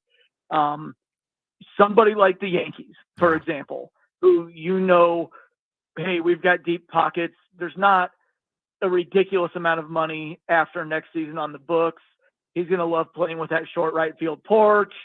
They still have Giancarlo Stanton holding down the DH. I guess you can still throw Soto in left field. It's tough. You can hear me stumbling over my words, and I don't do that very often because it's very complicated and there's so many moving parts, and it's just, I hate just saying I don't know, but that the short answer was I just don't know. That's fair. It's so tough to see because, like we said, we just talked about filling out the pitching staff. They're going to need money to do that. Otherwise, you're going to end up with a lot of question marks in the rotation. And if they can't spend any more money, the easiest way to free it would be to start trading guys. And the easiest guy to trade right now is Juan Soto. Matt Snyder is with us. We'll never trade him. We're hanging on to him for the duration. CBS Sports joining us to talk some MLB here. Matt, what were your thoughts on the hiring of Mike Schilt and going back to his time with the Cardinals and got a Manager of the Year award, got to the playoffs every year he was there. What are some of his strengths? What are some of the things that he's got to do better the second time around? Well, I could see how at first blush it might seem like kind of a boring or uninspiring hire, like, oh, it's a retread, but I still would like to know the exact circumstances behind what happened in St. Louis. Yeah. Because he took over for a team, they got hot, they made the playoffs. Then there was 2020. Then there was 2021, and they won the division. And then he got fired after in the playoffs. It was bizarre. It was a couple weeks after they lost in the playoffs. It was the weirdest thing. Or no, they did not make the playoffs. Yes, they did. Yeah, they were. They made it, but they lost on the division. But they lost in the wild card game to the Dodgers on the Chris Taylor walk. Right. Yeah. But they won 17 games in a row at the end of that season to get into the playoffs. They won 17 straight to make the playoffs. It almost seems like there was a personality conflict between Mozeliak and Schilt, and he wanted to fire him at the end of the regular season, but then they won so many games and made the wild card. He had to wait for a little bit after the dust settled. Still have no idea what happened. I've tried to talk to people who would know, and nobody knows anything. So it's hard to tell there. You always learn from your first job to getting your second managerial job. You're always going to learn. I never saw stuff that looked like a glaring weakness to me with him. Like I didn't, sometimes you think, oh, his lineups are terrible, or he's bad at managing the bullpen. I don't remember thinking any of that stuff with him. And as long as there was nothing overly nefarious, that's what got him fired. And I think it would have come out by now if there was. It seems like a really good hire. Yeah. He did nothing but win with the Cardinals. They kind of treaded water and were a similar team in 2022. They took a big step backward in 2023. Seems like he's probably a pretty good manager coming into a decent situation. So I have no complaints with the hire, even if it, like I said, surface level, oh man, that's a retread. But all he did was win with the Cardinals. Yeah, this isn't your typical retread, right? I mean, he took over for a really good organization, got them into the playoffs, had 2 successful seasons, and was let go. As we said, it's been a mystery. I think this kind of shows Mike's character. He's not going to speak on it and give you what actually happened, but he gets a second chance with the Padres. I think it'll go well. Let me ask you this. There was a report last week, maybe 2 weeks ago, about Shohei Ohtani, basically saying if he meets with you and word gets out that he met with you, you're going to be done. How successful do you think teams will be at this? Because in today's day and age, keeping something like that a secret is going to require like tunnels underground. It's going to be almost impossible, I would think. It has to be. It's so funny because, like, remember when people spotted Aaron Judge at the San Francisco airport? Obviously, he was meeting with the Giants. Remember, like, when Manny Machado met with the Phillies, there was, like, a construction worker took a video of him walking in and was like, hey, go get that money, Manny. And Manny, like, gave him a peace sign and whatever. Like, I don't understand why it's bad if people know you're meeting with a team. If anything, it gives you more leverage with other teams because it's like, here's how many people are interested in me. But everybody's different, and for whatever reason, it seems like Ohtani and or his agents just don't want anybody to know what teams he's meeting with. It seems like it's impossible, as you said. But who knows? In this day and age of private jets and whatever, making people sign things, non-disclosure agreements. Right? Who knows? And the thing is, like, a lot of times that stuff leaks. Front offices, whether it's the general manager or club president or somebody below them a little bit, will ask underlings, for lack of a better term, hey, get me all the information you have on this guy. And then that's how it gets out. Like, oh, they're scouting this guy. You don't really need information on Shohei Ohtani, right? Right. Like, if you want him, you already know what you're going to get. So maybe that's one way where teams won't be asking people lower on the food chain who would be more likely to talk. Maybe that's one way to avoid it. Maybe all of the teams will speak up and be knocked out of the running, and Shohei Ohtani will wind up with the Oakland A's or the wayward A's as they are. Matt, I wanted to ask you about the A's. I mean, were you a little surprised that was just slam dunk through and that they are going to eventually find their way to Las Vegas? And the other part of that, expansion, how far away are we from, adding these two teams and getting it up to 32 and 16 in each league? I wasn't surprised. I think that the past year, the writing's been on the wall that the A's were going to push it through no matter what. And, it seemed like, again, Manfred kind of works for the owners here. And then the fan base, he's made a lot of comments that seemed tone deaf toward that fan base, but I guess he could say, hey, they were leaving there anyway, so what's it matter? But yeah, I think this past year, it seemed like the writing was on the wall and they weren't going to get anything that they wanted in Oakland, and Vegas was going to accommodate them, and they've seemed gung-ho about that.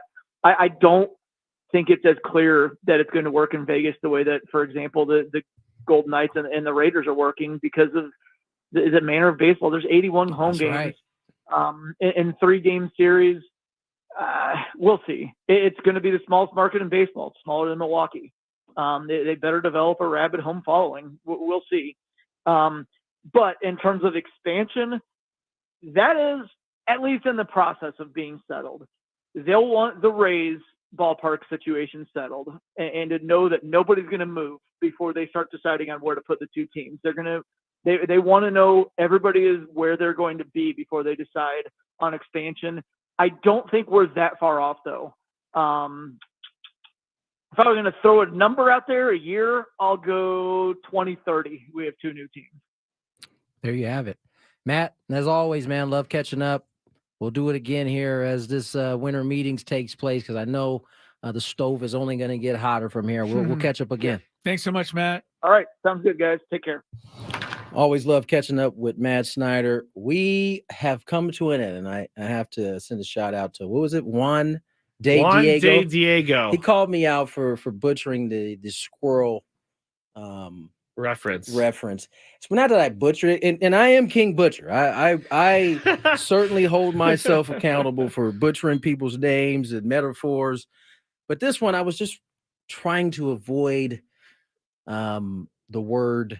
The awkwardness. Yeah, of nut. Like a squirrel getting one. I just was trying to avoid it. I couldn't figure out another word.